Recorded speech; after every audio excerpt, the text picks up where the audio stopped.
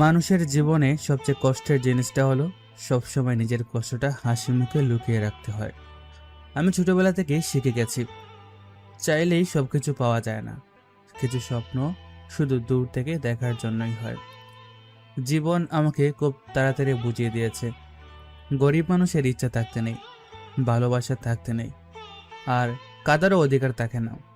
কারণ গরিব মানুষ কাঁদলেই কেউ চোখের পানি দেখে না, সবাই শুধু দুর্বলতা দেখে। তাই আমি কাঁদতে ভুলে গেছি, চুপচাপ সহ্য করতে শিখে গেছি। নিজের ব্যথাগুলো বুকের ভিতরে পাথরের মতো চেপে রাখতে শিখে গেছি। শুধু চাই একদিন যেন এই জীবনটা প্রমাণ করে দিতে পারি, অবহেলিত মানুষগুলো একদিন নিজের কষ্টকে শক্তি বানিয়ে দাঁড়াতে পারে। নিলয় রেস্টুরেন্টের ভেতরে চেয়ারে বসে কথাগুলো ভাবছিল। জীবটা সত্যিই অদ্ভুত। আমরা যা চাই তার বিপরীতেই সব ঘটে। মনে মতো আর কিছু হয় না। নিলয় বসে বসে নিজের কষ্টের খাতা খুলে বসেছিল।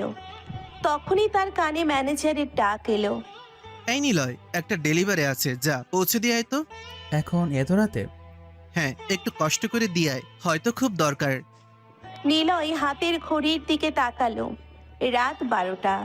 যেতে নিশ্চয়ই আরো সময় লাগবে। এত রাতে কে অর্ডার করে আল্লাহই জানে। নিলয়ের ভাবনার মাঝেই ম্যানেজার বলল, জানা ভাই, বড় অর্ডার, বেশ কিছু টাকা পাওয়া যাবে শেষ সময়ে। তাই বলে এত রাতে? আরে ভাই, একটু বুঝো না, আজ সারা দিন তেমন কোনো অর্ডার ছিল না। এই একটা অর্ডারেই যা লাভ হবে, তাতেই আজকের হিসাব কিছুটা মিলবে। তুই না গেলে অন্য কাউকে পাঠানোরও উপায় নেই। প্লিজ নিলয়, শেষবারের মতন কষ্ট করে এটা পৌঁছে দিয়ে আয়। নিলয় চুপ করে কিছুক্ষণ দাঁড়িয়ে রইল। চোখে মুখে স্পষ্ট বিরক্তি, শরীর জুড়ে ক্লান্তি, আর মনের ভেতর জমে থাকা অদ্ভুত এক অনিচ্ছা। সারাদিন শহরের এক মাথা থেকে আর এক মাথা ছুটে বেড়ানোর পর এই রাতের শেষে তার আর কোথাও যাওয়ার ইচ্ছে ছিল না। কিন্তু অভাব নামের জিনিসটা মানুষকে নিজের ইচ্ছের বিরুদ্ধে হাঁটতে শিখিয়ে দেয়। যেখানে ক্লান্ত শরীর থামতে চায়, সেখানে পেটের দায় মানুষকে আবারও রাস্তায় নামিয়ে দেয়। দেখ, ঠিকানাটা একটু অদ্ভুত ঠিকই, কিন্তু লোকটা আগেই পেমেন্ট করবে বলেছে। তুই খাবার বুঝিয়ে দিয়ে টাকা নিয়ে চলে আয়। বেশি কথা বলবি না, বেশি দাঁড়াবি না। ঠিক আছে, যাচ্ছি। নিলয় আর কিছু বলল না। চুপচাপ কাউন্টারের ওপর রাখা খাবারের বড় প্যাকেটটা হাতে তুলে নিল। তারপর ধীর পায়ে রেস্টুরেন্টের বাইরে বেরিয়ে এলো। রাত তখন অনেক গভীর। শহরের ব্যস্ত রাস্তাগুলো প্রায় ফাঁকা। কোথাও হালকা আলো, কোথাও অন্ধকার, কোথাও কুকুরের ডাক, কোথাও হিমেল রাতের বাতাস। নিলয় নিজের বাইকের সামনে দাঁড়িয়ে একবার আকাশের দিকে তাকালো। মনে হলো এই রাতটা যেন স্বাভাবিক না, কিছু একটা অদ্ভুত অপেক্ষা করছে সামনে। তবুও সে কিছু ভাবলো না। চুপচাপ বাইকে উঠে ইঞ্জিন স্টার্ট দিল। এক ঝটকায় বাইকটা রাতের ফাঁকা রাস্তায় ছুটে গেল।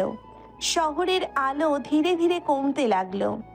পাকা রাস্তা ছেড়ে বাইক ঢুকে পড়ল নির্জন অচেনা এক পথে। দুই পাশে অন্ধকার, ভাঙা দেওয়াল, ঝোপঝাড় আর ফাঁকা গুদাম ঘর। লোকালয় পেরিয়ে জায়গাটা যত গভীরে যাচ্ছিল, নিলয়ের ভ্রু তত কুঁচকে যাচ্ছিল। এমন জায়গায় কেউ খাবার অর্ডার করে, তাও আবার রাত 12টায়? নিলয় ধীরে ধীরে বাইক থামালো। সামনে বিশাল এক গোডাউন। পুরনো অন্ধকার, চারপাশে শুনশান নীরবতা। শুধু ভেতর থেকে আসছে অস্পষ্ট কিছু শব্দ। নিলয় চারিপাশে একবার তাকিয়ে নিচু গলায় বলল, এত রাতে এখানে কে অর্ডার করলো? বুকের ভেতর অকারণ একটা চাপা অস্বস্তি নিয়েই নিলয় খাবারের প্যাকেট হাতে গোডাউনের ভেতরে ঢুকলো। ভেতরে ঢুকতেই তার চোখ কুঁচকে গেল। চারপাশে কয়েকটা টেবিল। টেবিলের ওপর মদের বোতল, সিগারেট, গাঁজার প্যাকেট আর ছড়িয়ে ছিটিয়ে থাকা নোংরা কিছু জিনিস। 4-5টা ছেলে বসে আছে। কারো হাতে সিগারেট, কারো হাতে বোতল, কারো চোখে মাতাল নেশা। দেখেই বোঝা যায় ভালো কোনো কাজ তারা করছে না। নিলয় ভ্রু কুঁচকে দাঁড়িয়ে রইল। তার চোখে এক মুহূর্তের জন্য বিরক্তি ফুটে উঠল। তারপর নিজেকে সামলে স্বাভাবিক গলায় বলল, আপনাদের ডেলিভারি। ছেলেগুলো খাবারের প্যাকেটের দিকে এমনভাবে তাকালো যেন বহুক্ষণ না খেয়েছিল। একজন টেবিল থেকে উঠে নিলয়ের সামনে এসে দাঁড়ালো। দে, এখানে দে। আগে টাকা দিন। নিলয়ের কথা শুনে ছেলেগুলো একে অপরের মুখের দিকে তাকিয়ে হেসে উঠল। হাসিটা স্বাভাবিক না, বরং তাচ্ছিল্য ভরা, নোংরা আর অস্বস্তিকর। আর একজন ধোয়া ছাড়তে ছাড়তে সামনে এসে দাঁড়ালো। কিসের টাকা? অর্ডারের টাকা। কোনো টাকা টোকা দিব না, মাল দে, খিদে লাগছে। নিলয়ের চোখ মুখ সঙ্গে সঙ্গে শক্ত হয়ে গেল। সারাদিনের ক্লান্তি, অভাব, অপমান সব সে সহ্য করতে পারে, কিন্তু নিজের পরিশ্রমের জিনিস কাউকে বিনা পয়সায় তুলে দেওয়ার মতো মানুষ সে না। সে খাবারের প্যাকেটটা নিজের হাতেই শক্ত করে ধরে ঠান্ডা গলায় বলল। টাকা না দিলে খাবার পাবেন না। মুহূর্তেই গোডাউনের ভেতরের পরিবেশ বদলে গেল। ছেলেগুলোর মুখের হাসি ধীরে ধীরে মিলিয়ে গেল, চোখে ফুটে উঠল বিরক্তি। একটা সাধারণ ডেলিভারি বয় তাদের সামনে দাঁড়িয়ে এভাবে কথা বলছে, বিষয়টা যেন তারা সহজভাবে নিতে পারল না।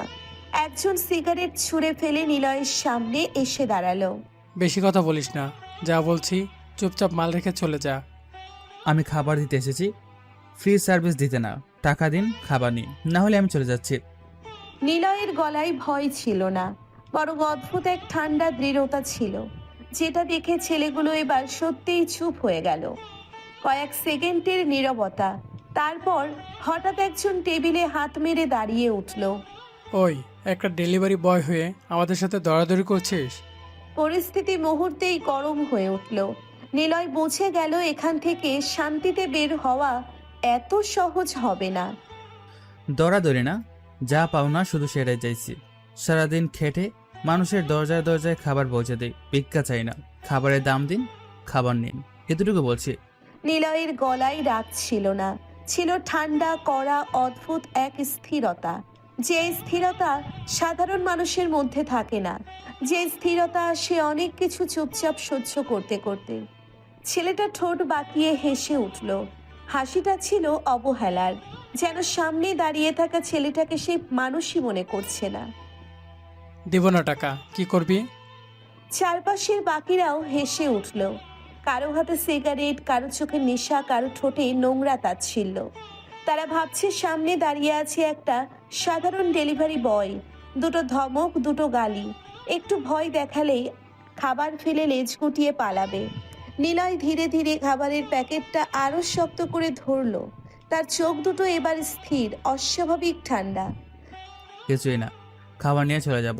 নিলয়ের উত্তর শুনে ছেলেগুলো এবার জোরে হেসে উঠল। একজন সামনে এগিয়ে এলো, তার চোখে নেশা, মুখে তাচ্ছিল্য, গলায় জোর। খাবার তো ফ্রিতে নিতে পারবি না মাম্মা? অবশ্যই পারবো। এত সহজে ঢুকেছিস, এত সহজে বের হতে পারবি ভাবছিস? ছেলেটা এবার নিলয়ের হাত থেকে খাবারের প্যাকেট টান দিতে গেল। নিলয় এক ঝটকায় হাত সরিয়ে নিল। তার চোখে এবার বিরক্তি স্পষ্ট, মাথার রগ ধীরে ধীরে শক্ত হয়ে উঠছে। হাত সরান, শেষবার মতো ভালোভাবে বলছি। কিন্তু মাতাল, নোংরা, উশৃঙ্খল ছেলেগুলো ভালোভাবে কিছু বোঝার অবস্থায় ছিল না, বরং তারা আরো কাছে এগিয়ে এলো। চারিদিক থেকে ঘিরে ধরল নিলয়কে। একজন কাঁধে ধাক্কা দিল, আর একজন খাবারের প্যাকেট হাত দিয়ে নিল। আর সামনে দাঁড়িয়ে থাকা ছেলেটা এবার দাঁত বের করে হেসে বলল। বেশি তেজ দেখাস না, ডেলিভারি বয় হয়ে থাক। নিলয় চুপ, একদম চুপ। তার চোখের ভেতর জমে উঠেছে ভয়ঙ্কর নীরবতা। ছেলেটা আবার বলল। কিরে, চুপ মেরে গেলি কেন? নাকি? কথাটা শেষ না করেই ছেলেটা নিলয়ের মাকে তুলে নোংরা গালি দিল। এক সেকেন্ড, শুধু এক সেকেন্ড, তারপর সবকিছু বদলে গেল। নিলয়ের মুখের সমস্ত অভিব্যক্তি এক নিমেষে মুছে গেল। না রাগ, না চিৎকার, না উত্তেজনা, শুধু এক ভয়ঙ্কর নীরবতা, যে নীরবতা ঝড় আসার আগের। নিলয় ধীরে ধীরে মাথা কাত করল, তারপর খুব শান্তভাবে কোমরের কাছে হাত দিল। ছেলেগুলো প্রথমে বুঝতেই পারল না। মুহূর্তের ভেতর নিলয়ের কোমর থেকে বেরিয়ে এলো একটা কালো পিস্তল। সবাই থমকে গেল। এইটা? কথা শেষ হওয়ার আগেই গুলির শব্দে পুরো গোডাউন কেঁপে উঠল।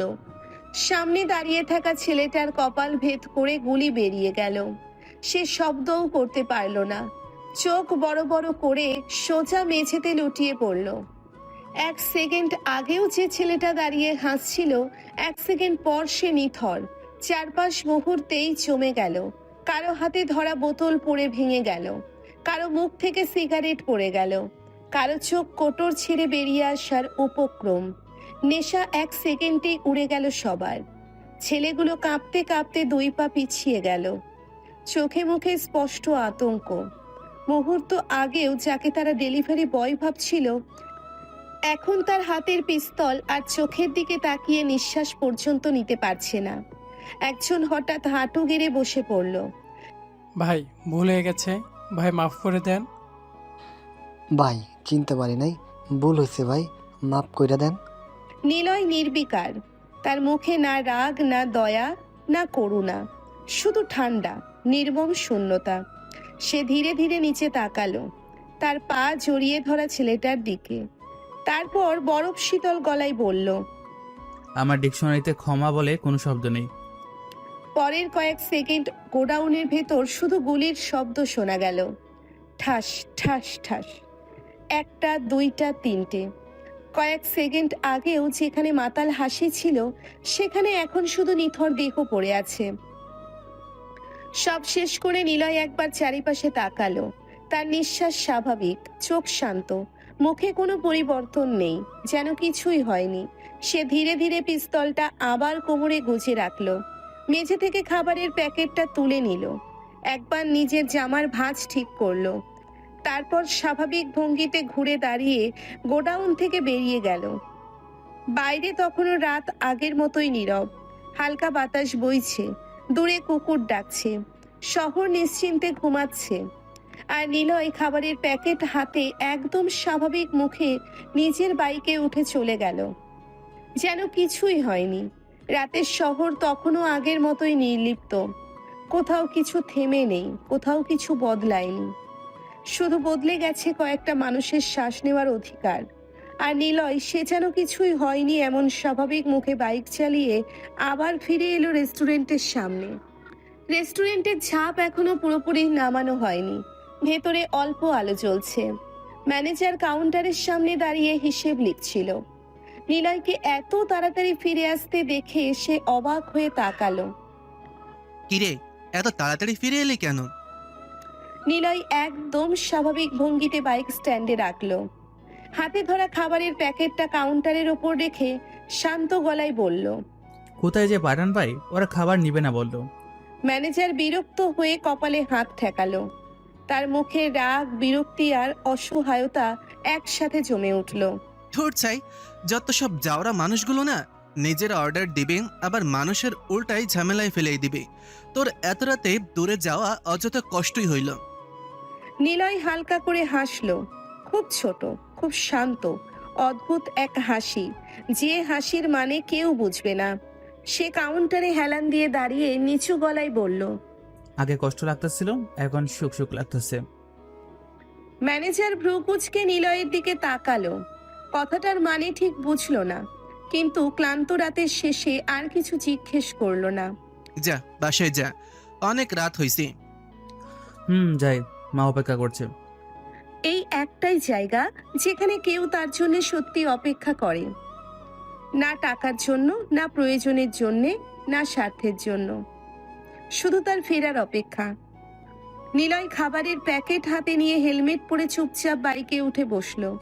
তারপর ধীরে ধীরে রেস্টুরেন্ট ছেড়ে বেরিয়ে গেল। এই রাত তখন 1:30 ছুঁই ছুঁই। শহরের বড় বড় বিল্ডিং, আলো ঝলমলে রাস্তা, দামি গাড়ির শব্দ পেছনে পড়ে রইল। বাইক ঢুকে গেল সরু গলি, ভাঙা রাস্তা, অচেনা অন্ধকার পেরিয়ে এক সাধারণ এলাকায়। এখানে কোনো উঁচু দালান নেই, নেই চোখ ধাঁধানো আলো, নেই শহুরে চাকচিক্য। এখানে শুধু ছোট ছোট ঘর, টিনের চাল, পুরনো দেওয়াল আর ক্লান্ত মানুষদের নিঃশব্দ বেঁচে থাকা। নিলয় বাইক থামালো একটা ছোট্ট সাধারণ বাড়ির সামনে। একতলা পুরনো বাসা, দেওয়ালের রং উঠে গেছে, বারান্দার গ্রিল পুরনো, দরজার পাশে ছোট্ট টবের শুকিয়ে যাওয়া গাছ। বাড়িটা খুব সাধারণ, কিন্তু এই সাধারণ ঘরটাই তার পৃথিবীর সবচেয়ে আপন জায়গা। নিলয় দরজার সামনে এসে ধীরে ধীরে নক করলো। একটু পরেই দরজা খুলে গেল। দরজার ওপাশে তার মা, চোখে মুখে দুশ্চিন্তার ছাপ, ঘুমহীন ক্লান্ত অপেক্ষা। তবুও ছেলেকে দেখার পর এক মুহূর্তেই নরম হয়ে যাওয়া যায়। এত দেরি করলি বাবা? কতক্ষণ ধইরা বসে আছি। নিলয়ের মুখটা অদ্ভুতভাবে নরম হয়ে গেল। সারাদিনের ক্লান্তি, রাতের নীরবতা, ভেতরে জমে থাকা সব কঠিনতা এই এক নারীর সামনে এসে যেন একটু একটু করে গলে যায়।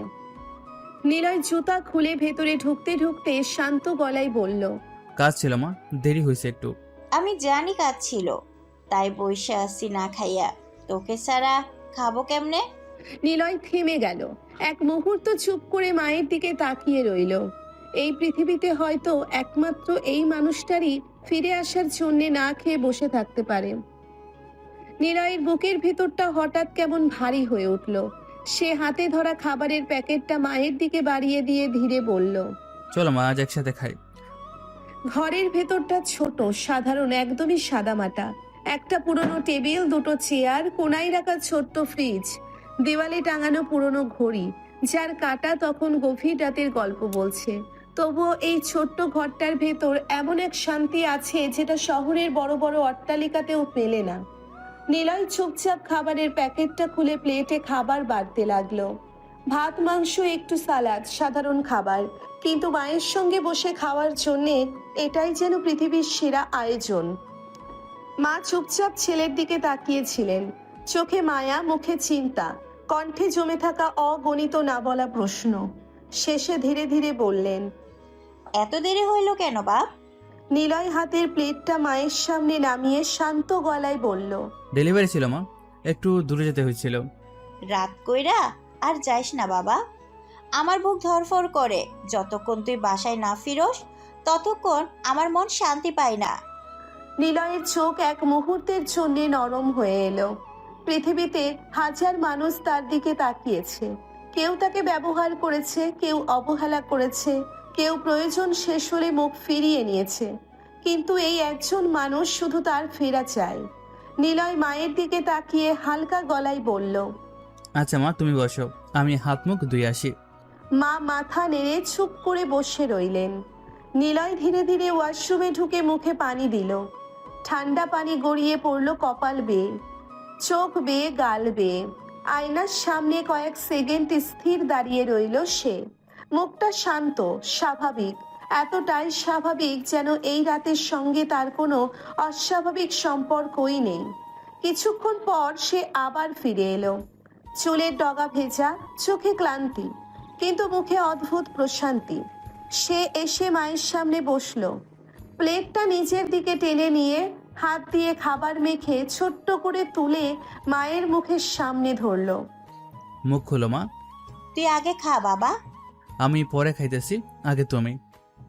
মা মৃদু হেসে ছেলের হাত থেকে লোকমাটা খেলেন। তারপর একইভাবে আর এক লোকমা তুলে নিলয়ের মুখে দিলেন। ছোট্ট ঘরটার ভেতর গভীর রাতের নীরবতা মিশে গেল এক মায়ের মায়া আর এক ছেলের নীরব ভালোবাসায়। নিলয় মাকে খাইয়ে দিল, মা নিলয়কে খাইয়ে দিলেন। দুজনের কেউ তেমন কথা বলল না, কিন্তু নীরবতার মাঝেও যে শান্তি ছিল তা শব্দের চেয়েও গভীর। খাওয়া শেষ হতে হতে রাত আরো গভীর হলো। চারপাশ নিস্তব্ধ, শহর ঘুমিয়ে গেছে, আকাশে রাত ঝুলে আছে নিঃশব্দে। মা ঘুমিয়ে পড়েছেন। নিলয় নিজের ছোট্ট ঘরে এসে বিছানায় শুয়ে পড়ল।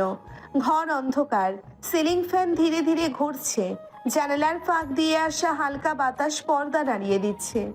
নিলয় দুই হাত মাথার নিচে দিয়ে চুপচাপ ছাদের দিকে তাকিয়ে রইল। চোখে ঘুম নেই, মুখে অদ্ভুত এক নীরবতা। তার মাথার ভেতর যেন আগামী সকালের দৃশ্যটা স্পষ্ট ভেসে উঠছে। সকাল হতেই শহরের বড় বড় news portal, TV channel, online page সবখানে একটাই খবর ছড়িয়ে পড়বে। গোদামঘরে 5 জনের লাশ, রহস্যময় হত্যাকাণ্ডে চাঞ্চল্য, নগর জুড়ে আতঙ্ক।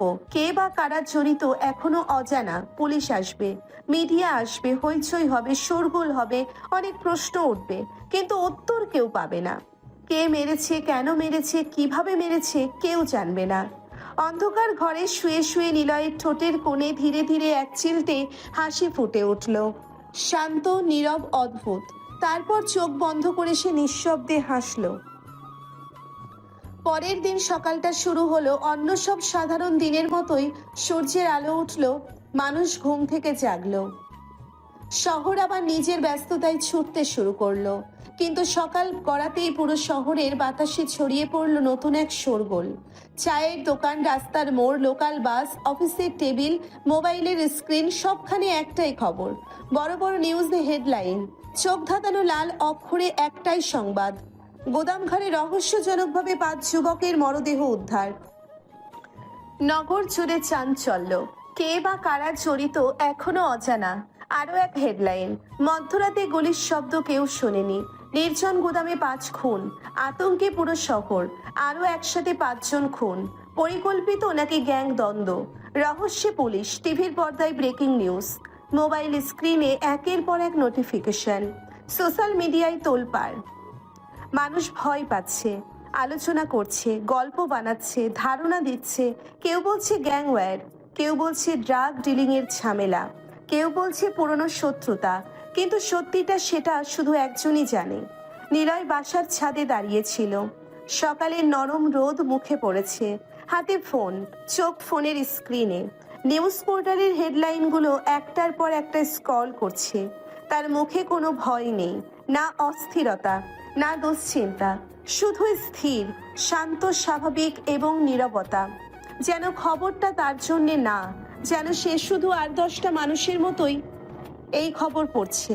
ঠিক তখনই পেছন থেকে নরম মেয়েলি কণ্ঠ ভেসে এলো। নিলয় ভাই। নিলয় ফোন থেকে চোখ না সরিয়েই বুঝে গেল কে এসেছে। সে ধীরে ধীরে ফোনটা নামালো। পেছনে দাঁড়িয়ে বাড়িওয়ালার মেয়ে আঁখি। হালকা রঙের সালোয়ার কামিজ, খোলা চুল, চোখে স্পষ্ট জেদ, মুখে অভিমান মেশানো বিরক্তি। আঁখি ঠোঁট ফুলিয়ে সামনে এসে দাঁড়ালো। আপনি আমার ফ্রেন্ড রিকোয়েস্ট অ্যাকসেপ্ট করছেন না কেন? নিলয় একবার তার দিকে তাকিয়ে আবার ফোনে চোখ নামিয়ে শান্ত গলায় বলল, সময় পাই নাই। এটি কি ঘন্টার পর ঘন্টা সময় লাগে? একটা রিকোয়েস্ট অ্যাকসেপ্ট করতে কয় সেকেন্ড লাগে জানেন? পরে করব। পরে না, এক্ষুনি করবেন। আঁখি এক পা সামনে এগিয়ে এলো, চোখে বিরক্তি, কণ্ঠে অভিমান, আচরণে একরাশ জেদ। নিলয় এবার ভ্রু কুঁচকে মেয়েটাকে পকেটে ঢুকিয়ে বলল, বিরক্ত করতেছো কেন? আঁখি থমকে গেলেও পিছু হটল না, বরং আরো এক পা সামনে এসে দাঁড়ালো। আপনি বোঝেন না কেন? বলেই হঠাৎ আঁখি নিলয়ের হাত চেপে ধরল। নিলয় সঙ্গে সঙ্গে কড়া চোখে তাকালো, এক ঝটকায় হাত ছাড়িয়ে দিল। তার গলা ঠান্ডা, কিন্তু এবার কড়া। এসব ঠিক না। আঁখি কেঁপে উঠল, তবুও চোখ নামালো না। নিলয় নিচু গলায় বলল, তোমার বাবা জানলে আমাদের এই বাসা থেকে তাড়িয়ে দেবে। কেন বুঝেন না? আমি আপনাকে পছন্দ করি। আঁখির চোখে এবার স্পষ্ট কষ্ট, কণ্ঠ নরম হয়ে এলো। অভিমান ভেঙে সেখানে জমল স্বীকারোক্তি। আঁখি ধীরে ধীরে বলল, আমি আপনাকে চাই। বাসায় যাও আঁকি। নিলয়ের গলাটা এবার আগের চেয়ে আরো ঠান্ডা, আরো কড়া, আরো স্পষ্ট। তার চোখে বিরক্তি, মুখে অনাগ্রহ, ভঙ্গিতে স্পষ্ট দূরত্ব। কিন্তু আঁখি যেন আজ সবকিছু ভুলে এসেছে। না লজ্জা, না ভয়, না সংকোচ, কিছুই যেন কাজ করছে না আর তার ভেতর। সে নিলয়ের চোখের দিকে তাকিয়ে ধীরে ধীরে মাথা নাড়ল। যাব না। নিলয়ের চোয়াল শক্ত হয়ে উঠল। সে কয়েক সেকেন্ড আঁখির দিকে তাকিয়ে রইল, তারপর একদম নির্লিপ্ত গলায় বলল, তাহলে থাকো, আমি যাই। বলেই নিলয় পাশ কাটিয়ে চলে যেতে চাইল। কিন্তু আঁখি আজ যেন ঠিক করেই এসেছে, আজ সে না বলে ফিরবে না। নিলয় ঘুরে যাওয়ার আগেই আঁখি দ্রুত এগিয়ে এসে তার হাত চেপে ধরল। নিলয় বিরক্ত হয়ে হাত ছাড়াতে গিয়েও থেমে গেল। আঁখির চোখে তখন অদ্ভুত এক জেদ, অদ্ভুত এক কাঁপা সাহস, অদ্ভুত এক বেপরোয়া অনুভূতি। কেন এভাবে দূরে সরিয়ে দেন? কেন বুঝছেন না আমি? কথাটা শেষ হওয়ার আগেই আঁখি হঠাৎ নিলয়ের শার্টের কলার চেপে ধরে তাকে নিজের দিকে টেনে আনলো। নিলয় কিছু বুঝে ওঠার আগেই আঁখি নিজের ঠোঁট ডুবিয়ে দিল নিলয়ের ঠোঁটে। এক মুহূর্ত, শুধু এক মুহূর্ত। সময় যেন হঠাৎ থেমে গেল। নিলয় পুরোপুরি স্থির, চোখ বিস্ফোরিত, মুখে স্পষ্ট হতভম্বতা। যেন জীবনে প্রথমবার কেউ তাকে এভাবে অপ্রস্তুত করে দিয়েছে। পরের সেকেন্ডে নিলয় হঠাৎ জোরে আঁকিকে সরিয়ে দিল। ঠাস! ছাদের নিস্তব্ধতায় ছাপ্পড়ের শব্দটা কানে বাজলো। আঁকি এক ঝটকায় পাশে সরে গেল, গালে হাত দিয়ে স্থির হয়ে দাঁড়িয়ে রইল। চোখে বিস্ময়, কষ্ট, তবুও অদ্ভুতভাবে কোনো অনুশোচনা নেই। নিলয়ের বুক ওঠানামা করছে, চোখ রাগে চলছে, চোয়াল শক্ত, কণ্ঠে জমাট রাগ। বেয়াদব মেয়ে, সাহস কত বড় তোমার! নিলয়ের চোখে এখন আর বিরক্তি নেই, এবার সেখানে স্পষ্ট রাগ, ধমক নয়, প্রচণ্ড রাগ। সে আঁখির দিকে আঙ্গুল তুলে দাঁতে দাঁত চেপে বলল। তোমার বাবারে জানিয়ে দেবো সব। আঁখির চোখ ভিজে উঠেছে, গাল লাল হয়ে গেছে, তবুও সে কাঁদল না, পিছিয়েও গেল না, বরং গালে হাত রেখেই নিলয়ের চোখে চোখ রেখে ধীরে ধীরে বলল। যা খুশি করেন, তবু আমি আপনাকেই ভালোবাসি নিলয় ভাই। নিলয়ের চোখে মুহূর্তেই আবার রাগের ঝলক উঠল। সে আর এক সেকেন্ডও দাঁড়ালো না, রাগে মুখ শক্ত করে এক ঝটকায় আঁখির পাশ কাটিয়ে সোজা সিঁড়ির দিকে চলে গেল। তার পায়ের শব্দ ভারী, চোখে আগুন, মুখে চেপে রাখা তীব্র বিরক্তি। আর আঁখি, সে ছাদের মাঝখানে স্থির দাঁড়িয়ে রইল। গালে নিলয়ের থাপ্পড়ের দাগ, চোখে পানি, ঠোঁটে কষ্ট, তবুও বুকের ভেতর একগুঁয়ে সেই একই স্বীকারোক্তি, সে নিলয়কেই ভালোবাসে। নিলয় রাগে গরম মুখ নিয়েই সিঁড়ি বেয়ে নিচে নেমে এলো। পায়ের শব্দ ভারী, চোয়াল শক্ত, চোখে স্পষ্ট বিরক্তি। ছাদের সকালের হাওয়া তার মাথা ঠান্ডা করতে পারল না, বরং আঁখির বেপরোয়া আচরণ তার ভেতরের অস্থিরতাকে আরো বাড়িয়ে দিল। এই মেয়েটা তাকে কেন বুঝতে চায় না? কেন বারবার তার জীবনের সীমারেখা ভাঙতে আসে? যেখানে সে নিজেই নিজের জন্য জায়গা রাখে না, সেখানে অন্য কারোর জন্য জায়গা হবে কিভাবে? নিলয় নিচে নেমে সোজা নিজের ঘরে ঢুকে দরজা লাগিয়ে দিল। কিছুক্ষণ চুপচাপ বসে রইল, চোখ বন্ধ করে মাথা নিচু করে বসে রইল কয়েক মিনিট। নিজেকে শান্ত করলো, রাগ গিলল, মুখ ধুয়ে নিল। তারপর যেন কিছুই হয়নি এমন স্বাভাবিক মুখে বেরিয়ে এলো। মা তখন টেবিলে খাবার সাজিয়ে বসে আছেন। আয় বাবা, খেয়ে নে। নিলয় চুপচাপ এসে টেবিলে বসলো। মা ভাত বাড়তে বাড়তে ছেলের মুখের দিকে তাকালেন। কি হয়েছে, মুখটা এমন গরম কেন? কিছু না মা, গরম লাগতেছে। মা কিছুক্ষণ তাকিয়ে রইলেন। ছেলেকে তিনি চেনেন, এই চুপচাপ মুখের আড়ালে কিছু না কিছু লুকানো আছে, সেটা তিনি বোঝেন। তবুও জিজ্ঞেস করলেন না। সব মায়েরই একটা অদ্ভুত অভ্যেস আছে, অনেক কিছু বুঝেও না বোঝার ভান করে থাকেন। নিলয় চুপচাপ খেতে লাগলো, ভাত, ডাল, ভাজি, সাধারণ খাবার, কিন্তু তাড়াহুড়ো করে খাচ্ছে সে। মা ভ্রুকুচকে বললেন, আস্তে খা, এত তাড়া কিসের? যেতে হবে। এত সকালে কই যাবি? রেস্টুরেন্টে। এখনই? ডেলিভারি বয় বেশি সময় ঘরে বসে থাকলে চলে?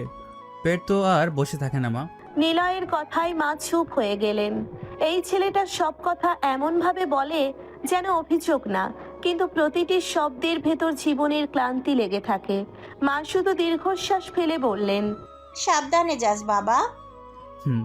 নিলয় আর দেরি করলে না, চুপচাপ শার্টটা গায়ে দিল, চাবিটা হাতে নিল, তারপর আবার বেরিয়ে গেল। এই জীবনটা থেমে থাকার জন্য না, এখানে দাঁড়ালে পিছিয়ে পড়তে হয়, আর নিলয়ের মতো মানুষের জন্য থেমে যাওয়া মানেই হেরে যাওয়া। কিছুক্ষণ পর নিলয় আবার রেস্টুরেন্টে পৌঁছে গেল। দুপুরের ব্যস্ততা তখন ধীরে ধীরে বাড়ছে। রেস্টুরেন্ট, লোকজনের আসা যাওয়া, কাউন্টারে অর্ডার, কিচেনে ব্যস্ততা, সব মিলিয়ে স্বাভাবিক কর্মচাঞ্চল্য। নিলয় ভেতরে ঢুকতেই ম্যানেজার তাকালো। এই তো আসছিস, ভালো হয়েছে, আরেকটা ডেলিভারি আছে। এইমাত্র আসলাম। এটাই তো তোর কাজ, ডেলিভারি বয় বাড়িতে বসে থাকলে চলবে নাকি?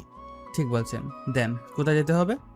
ম্যানেজার একটা প্যাকেট এগিয়ে দিল, সাথে একটা ঠিকানা। এটা তাড়াতাড়ি দিয়াই, কাস্টমার অনেকক্ষণ ধরিয়া অপেক্ষা করছে। নিলয় চুপচাপ খাবারের প্যাকেটটা হাতে নিল, ঠিকানার দিকে একবার তাকালো, তারপর আবার হেলমেট পরে বাইকের দিকে হাঁটলো। শহর আবার তাকে ডাকছে, আর নিলয় আবারও রওনা দিল। নিলয় আবার নতুন ডেলিভারি নিয়ে বাইক চালিয়ে বেরিয়ে এলো। শহরে রাস্তা তখন ব্যস্ত, গাড়ির হর্ন, মানুষের হাঁটা চলা আর দুপুরের গরমে ভেজা বাতাস, সব মিলিয়ে স্বাভাবিক এক ব্যস্ত শহরের চিত্র। নিলয় হেলমেট পরে চুপচাপ বাইক চালাচ্ছিল। তার চোখ সামনে, মন কাজের দিকে, মাথায় কোনো অপ্রয়োজনীয় চিন্তা নেই। ডেলিভারিটা নির্দিষ্ট ঠিকানায় পৌঁছানোর পর সে বাইক থেকে নামলো। কাস্টমারের বিল্ডিংটা বেশ সাধারণ, সামনে ছোট গেট, গার্ড রুম আর কিছু লোকের আনাগোনা। নিলয় খাবারের প্যাকেট হাতে ভেতরে ঢুকতে যাবে, ঠিক তখনই তার চোখ থেমে গেল একটু দূরে। একটা ছেলে একটা মেয়েকে খুবই উত্তপ্তভাবে কথা বলছে। ছেলেটার গলায় রাগ, আচরণে জোর, আর মেয়েটার মুখে অস্বস্তি আর চাপা ভয়। তুমি বেশি কথা বলবা না, বুঝছো?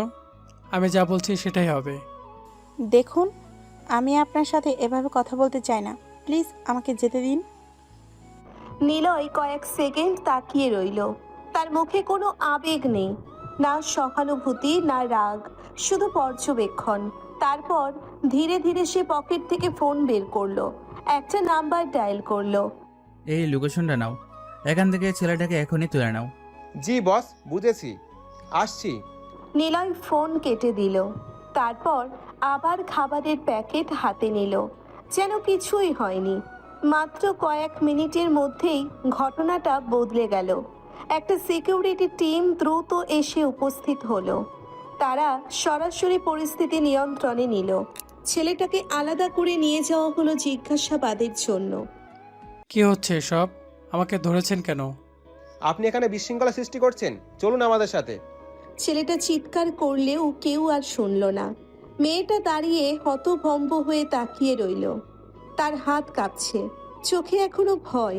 নিলয় দূর থেকে একবার তাকালো, তারপর স্বাভাবিকভাবে প্যাকেট ডেলিভারি দিয়ে বাইকের দিকে হাঁটতে শুরু করলো, যেন এই দৃশ্যটা তার জীবনের আর একটা সাধারণ ঘটনা মাত্র। ছেলেটাকে সিকিউরিটি গার্ডরা নিয়ে গেল নির্জন এক জায়গায়। বিল্ডিং এর পেছনে থাকা ছোট্ট কিন্তু কড়া নিরাপত্তার আস্তানা, চারপাশে ক্যামেরা, লোহার গেট আর নিস্তব্ধতার ভেতর জমে থাকা চাপা ভয়। ছেলেটাকে শক্ত করে চেয়ারের সাথে বেঁধে ফেলা হলো, তার হাত পা আটকানো। চোখে এখন আগের সেই দম্ভ নেই, আছে শুধু আতঙ্ক। কিছুক্ষণ আগেও যে গলায় চোট ছিল, এখন সেই গলায় কাঁপুনি। ভাই প্লিজ, আমি ভুল করেছি, আমাকে মাফ করে দেন। আর হবে না, সত্যি আর হবে না। তার কথা শেষ হওয়ার আগেই একজন গার্ড সামনে এগিয়ে এলো।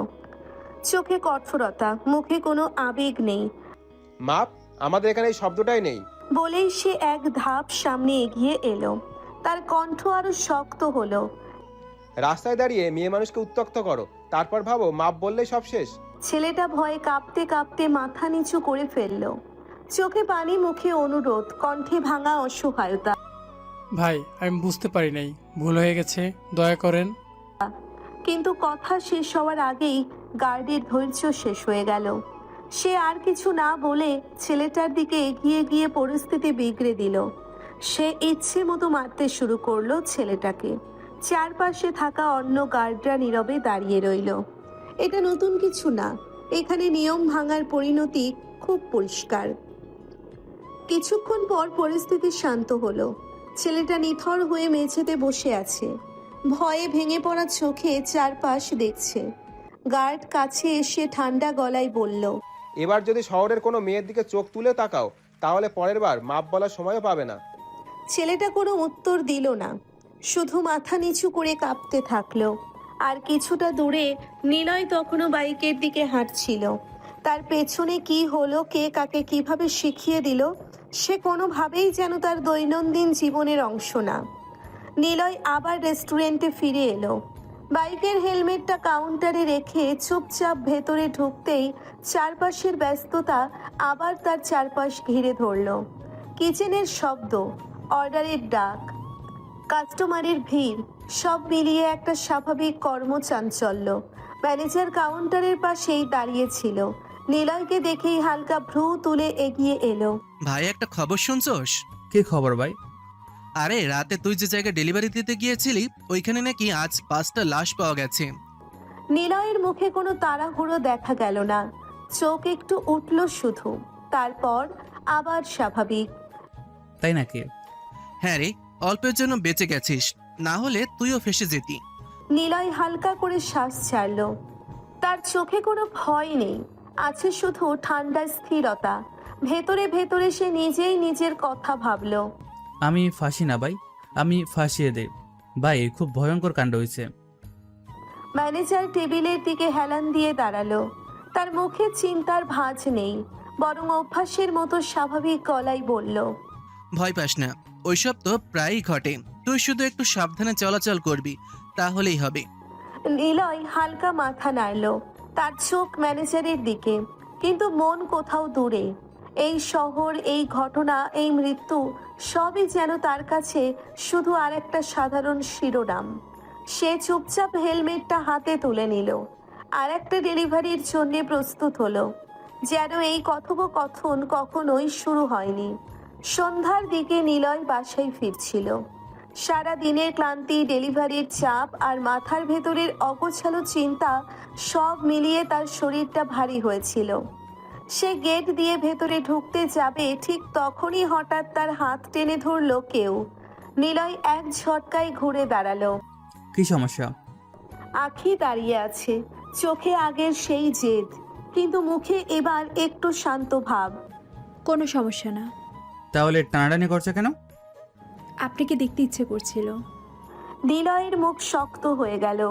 সে আর কথা বাড়ালো না, পা ঘুরিয়ে চলে যেতে নিল।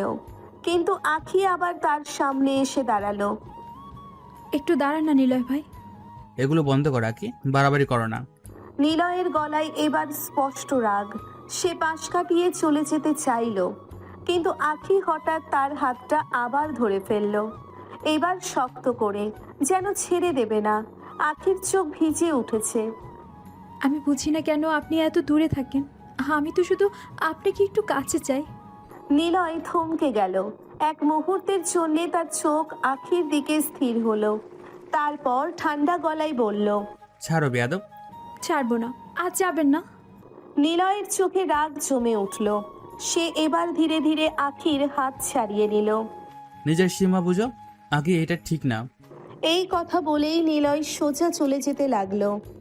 তার পিছনে আঁখি দাঁড়িয়ে রইল চুপচাপ, চোখে পানি, কিন্তু মুখে এখনো সেই একগুঁয়ে ভালোবাসা। নিলয়ের পায়ের শব্দ ধীরে ধীরে দূরে মিলিয়ে গেল, আর আঁখি ছাদের হাওয়ার মতো নিঃশব্দে দাঁড়িয়ে রইল, যেখানে তার ভালোবাসা থেমে নেই, শুধু বুঝে উঠতে পারছে না কিভাবে তাকে ধরা যায়। নিলয় বাসায় ঢুকতেই চারপাশের নীরবতা তাকে যেন এক মুহূর্তে গিলে ফেলল।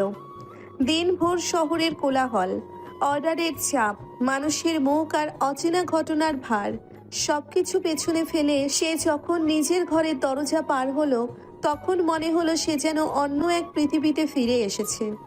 ঘরের ভেতরটা খুব সাধারণ, কিন্তু সেই সাধারণতার মাঝেই লুকিয়ে আছে এক অদ্ভুত শান্তি। মা রান্নাঘর থেকে বেরিয়ে এলেন, চোখে ছেলের জন্য অপেক্ষার ক্লান্তি, মুখে মমতার ছায়া। আজ তো তাড়াতাড়ি আসছিস বাপ। হ্যাঁ মা, কাজের চাপ কম ছিল, তাই চলে আসছি। মা ছেলের মুখের দিকে একটু সময় তাকিয়ে রইলেন। এই হাসির আড়ালে কি লুকানো আছে সেটা তিনি ঠিকই বুঝতে পারেন না, কিন্তু কিছু একটা যে আছে সেটা অনুভব করেন।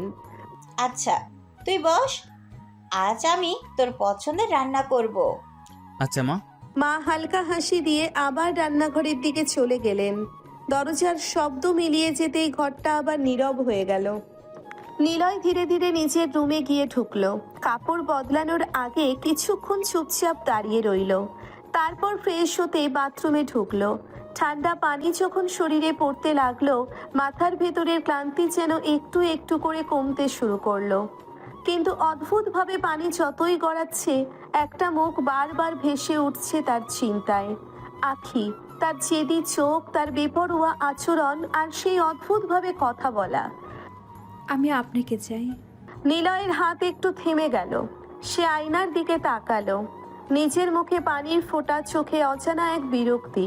নিলয় ধীরে ধীরে মাথা নাড়ল, যেন নিজের চিন্তাটাকেই থামাতে চাইছে। এগুলো ঠিক না। কিন্তু যতই সে নিজেকে বোঝাতে চাইছে, আখির মুখটা ততই স্পষ্ট হয়ে উঠছে তার ভেতরে। যেন এই সাধারণ রাতের শান্তির মাঝে কেউ অচেনাভাবে ঢুকে পড়েছে তার চিন্তার ভেতর। নিলয় চোখ বন্ধ করে এক মুহূর্ত দাঁড়িয়ে রইল, তারপর ধীরে ধীরে পানির নিচে মাথা নামিয়ে নিল, যেন এই চিন্তাগুলো ধুয়ে ফেলতে চায়, কিন্তু তাও পারছে না। গভীর রাত, শহর তখন পুরোপুরি ঘুমের ভেতরে ডুবে গেছে। রাস্তাগুলো ফাঁকা, বাতাস ভারী, আর দূরের ল্যাম্পপোস্টের হলুদ আলো কেবল নিঃশব্দভাবে দাঁড়িয়ে আছে অন্ধকারের পাহারাদার হয়ে। নিলয় ঘরে শুয়েছিল, মা পাশের রুমে ঘুমিয়ে পড়েছেন অনেক আগেই। ঘরের ভেতর একমাত্র শব্দ ছিল দেওয়াল ঘড়ির টিকটিক। ঠিক তখনই নিলয়ের ফোনটা হঠাৎ ভাইব্রেট হয়ে উঠল। স্ক্রিনে নামটা দেখেই নিলয়ের চোখ একটু কুঁচকে গেল। সে ফোনটা কানে নিতেই ওপাশ থেকে গম্ভীর কণ্ঠ ভেসে এলো। স্যার, একটা কাজ আছে। একজন লোককে ধরে এনেছি, মানুষের টাকা মেরে খায়, অনেক বড় প্রতারক। নিলয় কয়েক সেকেন্ড চুপ করে রইল, তারপর খুব শান্ত গলায় বলল, আমি আসছি। ফোন কেটে গেল। নিলয় বিছানা থেকে ধীরে ধীরে উঠল। কোনো তাড়াহুড়ো নেই, কোনো শব্দ নেই, শুধু নিঃশব্দ প্রস্তুতি। সে আলমারি খুলে একটা কালো হুডি বের করলো, ধীরে ধীরে পরে নিল। ফোন পকেটে ঢুকিয়ে দরজার দিকে তাকালো একবার। ঘরের ভেতর মা শান্তভাবে ঘুমাচ্ছেন, তার মুখে এক অদ্ভুত প্রশান্তি। এই প্রশান্তিটা ভাঙতে চায়নি নিলয়। সে নিঃশব্দে দরজা খুলে বাইরে বেরিয়ে গেল। রাতের বাতাস মুখে লাগতেই নিলয়ের চোখ আরো স্থির হয়ে গেল। সে বাইকে উঠল, ইঞ্জিন স্টার্ট দিল, আর পরের মুহূর্তেই শহরের অন্ধকার রাস্তায় হারিয়ে গেল। রাস্তা যত ফাঁকা, নিলয়ের ভেতরের নীরবতা তত গভীর। কিছুক্ষণ পর সে পৌঁছে গেল নির্দিষ্ট জায়গায়, একটা পুরনো অন্ধকার গুদাম ঘর। চারপাশে লোহার গেট, ক্যামেরা আর সিকিউরিটি টিমের কড়া উপস্থিতি। নিলয় বাইক থামাতেই কয়েকজন গার্ড এগিয়ে এলো। গার্ডরা একসাথে মাথা নত করে বলল, স্যার। ভিতরে নিয়েছিল। ভেতরে ঢুকতেই পরিবেশটা বদলে গেল। আলো কম, হাওয়া ভারী, আর মাঝখানে একটা চেয়ারে হাত পা বাঁধা অবস্থায় বসে আছে একজন লোক। মুখে ভয়, চোখে আতঙ্ক, আর শরীরে কাঁপুনি। লোকটা বুঝতে পারছে সে এখন এমন এক জায়গায় আছে যেখান থেকে বের হওয়া সহজ হবে না। নিলয় ধীরে ধীরে তার সামনে গিয়ে দাঁড়ালো, কিছুক্ষণ চুপ করে তাকিয়ে রইল, তারপর খুব ঠান্ডা গলায় বলল, তুই মানুষের টাকা মেরে খাস? Sir sir sir sir sir আমি আমি ভুল করেছি স্যার, আমাকে আমাকে মাফ করেন স্যার, আমি ভুল করেছি। নিলয়ের মুখে কোনো পরিবর্তন নেই, শুধু চোখে জমে ওঠা অন্ধকার এক শান্তি। সে ধীরে ধীরে সামনে এগিয়ে গেল। জীব অনেক লম্বা হয়ে গেছে তোর। মানুষের টাকা খেয়ে এই শহরের মানুষের বিশ্বাস নিয়ে খেলা করা সহজ না, কিন্তু শান্তি পাওয়া তার চেয়েও সহজ। পরের মুহূর্তে গুদাম ঘরের ভেতর পরিস্থিতি বদলে গেল। নিলয়ের নির্দেশে গার্ডরা দূরে সরে গেল, আর নিলয় নিজে ধীরে ধীরে লোকটার দিকে এগিয়ে গেল। ভেতরের নীরবতা ভেঙে শুধু কয়েকটা ভারী শব্দ শোনা যেতে লাগলো। লোকটার আর্তনাদ, নিলয়ের ঠান্ডা নির্দেশ, আর গুদামের প্রতিধ্বনি। নিলয়ের মুখে কোনো রাগ নেই, কোনো আবেগ নেই, শুধু এক কঠিন ন্যায়বোধের ছায়া, যেখানে সে বিশ্বাস করে মানুষের ক্ষতি করলে তার মূল্য দিতে হয়।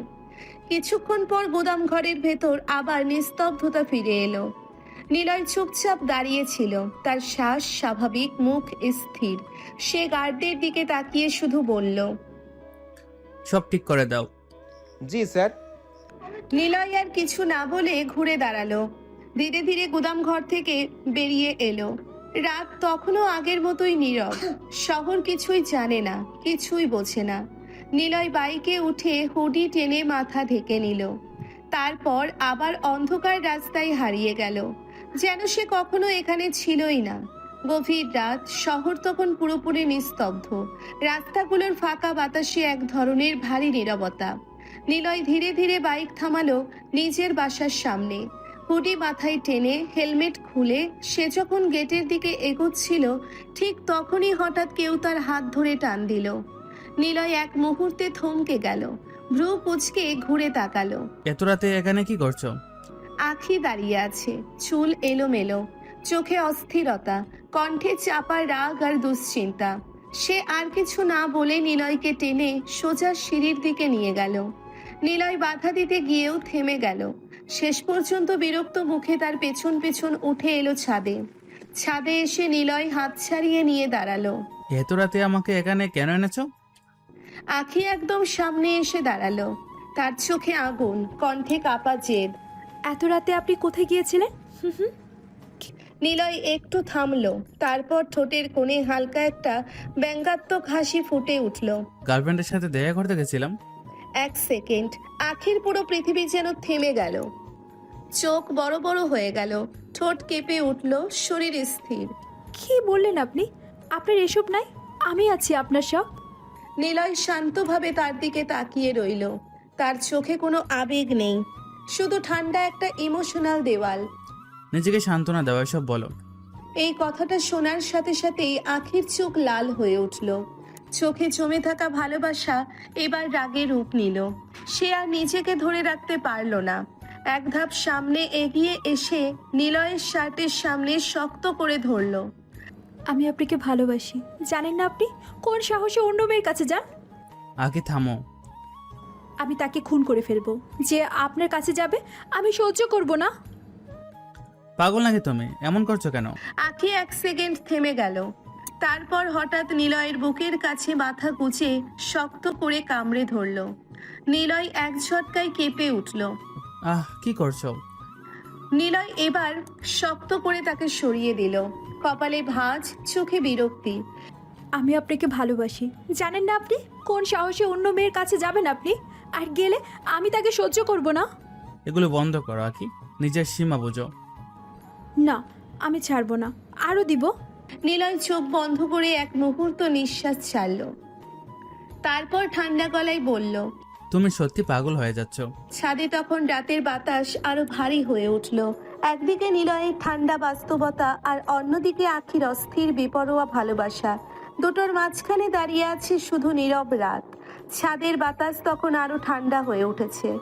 রাত গভীর, শহর নিস্তব্ধ, আর এই নিস্তব্ধতার মাঝখানে দাঁড়িয়ে আছে দুটো ভিন্ন মন। একজন বাস্তবতার কঠিন দেওয়াল, আর একজন আবেগের ভাঙা জেদ। নিলয় কিছুক্ষণ চুপচাপ দাঁড়িয়ে রইল, আখির চোখে তাকালো না আর। তার ভেতরের বিরক্তি এখন স্পষ্ট, ভারী আর নিয়ন্ত্রিত। সে ঘুরে দাঁড়ালো নিচে নামার জন্য। থামো আখি, এগুলো বন্ধ করো। নিলয় এক পা নামতেই হঠাৎ আখি পেছন থেকে এসে তাকে শক্ত করে জড়িয়ে ধরল। তার হাত কাঁপছে, শরীর অস্থির, কণ্ঠ ভাঙা। একটু ভালোবাসুন না নিলয় ভাই, আমি তো আপনাকে ছাড়া কিচ্ছু ভাবতে পারি না। কিন্তু জেদি। নিলয়ের শরীর শক্ত হয়ে গেল। সে চোখ বন্ধ করলো এক মুহূর্ত, যেন নিজের ধৈর্য ধরে রাখার চেষ্টা করছে। তারপর খুব ঠান্ডা গলায় বলল, তোমার এই বেহায়াপনায় আমি আরো বিরক্ত হচ্ছি। আখি একটু কেঁপে উঠলেও ছাড়ল না, বরং আরো শক্ত করে ধরল। যা খুশি হোক, কিন্তু আপনি আমার হয়ে যান। নিলয় ধীরে ধীরে তার হাত ছাড়িয়ে নিল। এক ধাপ সরে দাঁড়িয়ে আখির দিকে তাকালো, চোখে কঠোরতা। তোমার বাবাকে বলে আসি সবটা। এই কথা শোনার সাথে সাথে আখির মুখ একটু থমকে গেল, কিন্তু ভাঙল না, বরং ঠোঁট কামড়ে সে ধীরে ধীরে বলল, যান তাহলে, তাহলে আমারই ভালো। তারা বিয়ে দিয়ে দিবে আমাকে। নিলয় এক মুহূর্ত থেমে গেল, তার চোখে এবার স্পষ্ট বিরক্তি, সঙ্গে অবিশ্বাস। বলো তুমি, তোমার মনে হয় তোমার বাবা আমার মতো সাধারণ ফুড ডেলিভারি করে ছেলের সাথে তোমাকে বিয়ে দিবে? আখি এবার একদম সামনে এসে দাঁড়ালো, চোখে পানি কিন্তু কণ্ঠে আত্মবিশ্বাস। দেবে, আমি যা চাই আমি তাই পাই। এই কথার পর ছাদে কয়েক সেকেন্ড নিস্তব্ধতা নেমে এলো। নিলয় আখির দিকে তাকিয়ে রইল, আর আখি নিলয়ের দিকে তাকিয়ে চোখে অদ্ভুত এক নিশ্চিত বিশ্বাস নিয়ে দাঁড়িয়ে রইল। একজন বাস্তবতার কথা বলছে, আর একজন ভালোবাসার জেদের। দুজনের মাঝখানে রাতটা শুধু নীরবে দাঁড়িয়ে আছে। ছাদের সেই অস্বস্তিকর রাত শেষে নিলয় আর এক মুহূর্তও সেখানে দাঁড়ালো না। আখির চোখ, তার কথা, তার জেদ, সবকিছু যেন তার মাথার ভেতর একটা চাপা শব্দ হয়ে বাজতে লাগলো। সে কিছু না বলেই ধীরে ধীরে সিঁড়ি বেয়ে নিচে নেমে এলো। রুমে ঢুকেই দরজা বন্ধ করলো। একটা দীর্ঘ নিঃশ্বাস ফেলল নিলয়। ঘরের নিস্তব্ধতা তাকে কিছুটা শান্তি দিলেও তার ভেতরের অস্থিরতা থামল না। সে বিছানার কিনারায় বসে 2 হাত দিয়ে মাথা চেপে ধরল। তার চোখে এখন আর রাগ নেই, আছে একটা ভারী দ্বন্দ্ব। নিলয় মনে মনে ভাবল, এই মেয়ে কি শুরু করেছে? নিজেকে কতটা শান্ত রাখবো আমি? সে চোখ বন্ধ করলো। আখির মুখ আবার ভেসে উঠল তার জেদ, তার কান্না, তার বেপরোয়া ভালোবাসা। নিলয়ের বুক শক্ত হয়ে গেল। আমারই অনিশ্চিত জীবনে কাউকে জড়াতে চাই না। আমি যে একজন সাধারণ মানুষ না, একটা পরিচয় আছে আমার, যেটা আমি কাউকে দেখাতে চাই না। তার হাত ধীরে ধীরে মুঠো হয়ে গেল। এই জীবনটা সে বেছে নেয়নি শখ করে। পরিস্থিতি, সময় আর বাস্তবতা তাকে এখানে এনে দাঁড় করিয়েছে। নিলয় চোখ খুলল। তার দৃষ্টি এবার স্থির, কঠিন। ভালোবাসা, সংসার এসব আমার জন্য না। সে উঠে দাঁড়ালো। রুমের জানালার দিকে গিয়ে বাইরে তাকালো। সকালের হালকা আলো শহরের উপর ধীরে ধীরে ছড়িয়ে পড়ছে। নতুন দিন শুরু হচ্ছে। আর নিলয়ের জন্য প্রতিদিনই একই কাজ, দায়িত্ব আর নিজের পরিচয় লুকিয়ে বেঁচে থাকা। সে ফ্রেশ হয়ে হালকা নীল শার্ট পরে নিল, ফোন আর চাবি হাতে নিল। মায়ের ঘুম এখনো ভাঙেনি। নিলয় দরজার সামনে এসে এক মুহূর্ত থামল। ভেতর থেকে মায়ের শান্ত ঘুমের শব্দ ভেসে আসছে। সে ধীরে ধীরে দরজাটা টেনে বন্ধ করলো। বাইরে বেরিয়ে এসে বাইকে উঠল। হেলমেট মাথায় দিয়ে ইঞ্জিন স্টার্ট দিল। শহর তখন ধীরে ধীরে জেগে উঠছে। রাস্তা, দোকান, মানুষ সবই আবার ব্যস্ততার দিকে ছুটছে। আর নিলয়ও ছুটছে। কিন্তু তার ভেতরে একটা জিনিস স্থির, কারো সাথে জড়িয়ে না পড়া, কারো জীবনে নিজের ছায়া না ফেলা আর নিজের পরিচয়কে আড়াল করে রাখা। বাইকের শব্দে ভোরের বাতাস কেঁপে উঠল। নিলয় শহরের দিকে চলে গেল, তার নিজেরই তৈরি এক অনিশ্চিত বাস্তবতার দিকে, যেখানে সে শুধু একজন ডেলিভারি বয় আর অন্য সব পরিচয় এখনো অন্ধকারেই চাপা পড়ে আছে। ভোরের আলো তখনও পুরোপুরি ছড়িয়ে পড়েনি শহরের বুকে। রাস্তা ভেজা ভেজা, হালকা কুয়াশা আর দূরের দোকানপাটগুলো ধীরে ধীরে খুলতে শুরু করেছে। রেস্টুরেন্টের সামনে নিলয় বাইক পার্ক করে দাঁড়িয়েছিল। আজ তার আসার সময়টা অন্য দিনের চেয়ে অনেক আগের। চারপাশে এখনো তেমন ভিড় নেই, শুধু ভোরের নীরবতা আর কাজ শুরু হওয়ার আগের অপেক্ষা। কিছুক্ষণ পর ম্যানেজার এসে পৌঁছলো। নিলয়কে এত সকালে দাঁড়িয়ে থাকতে দেখে ভ্রু কুঁচকে গেল তার। কি ব্যাপার নিলয়, আজ এত আগে ভাগে কিভাবে? বাসায় ভালো লাগছিল না ভাই, তাই চলে আসছি। ম্যানেজার হেসে ফেলল। তার চোখে দুষ্টুমি, মুখে অভিজ্ঞতার হাসি। আচ্ছা শোন, একটা কাজ কর, বিয়ে শাদী করে ফেল, দেখবি তখন আর ঘর থেকে বেরি হতে মন চাইবে না। নিলয় এক সেকেন্ড চুপ করে রইল। তার মুখে হালকা হাসি থাকলেও ভেতরের চিন্তা অন্যদিকে চলে গেল। নিলয় মনে মনে ভাবল, আমার তো সেই কপাল না ভাই, জান হাতে নিয়ে কাজ করি, কখন কে শুট করে দেবে তার ঠিক নেই। তার চোখে এক মুহূর্তের জন্যে অদৃশ্য এক অন্ধকার ছায়া ভেসে উঠল। এই জীবনটা তার জন্যে সাধারণ কোনো জীবনের মতো না। এখানে প্রতিটি দিনই অনিশ্চয়তা, প্রতিটি রাতই সতর্কতা। কিন্তু মুখে সে কিছুই প্রকাশ করলো না, শুধু হালকা করে কাঁধ ঝাঁকিয়ে বলল, দেখি ভাই।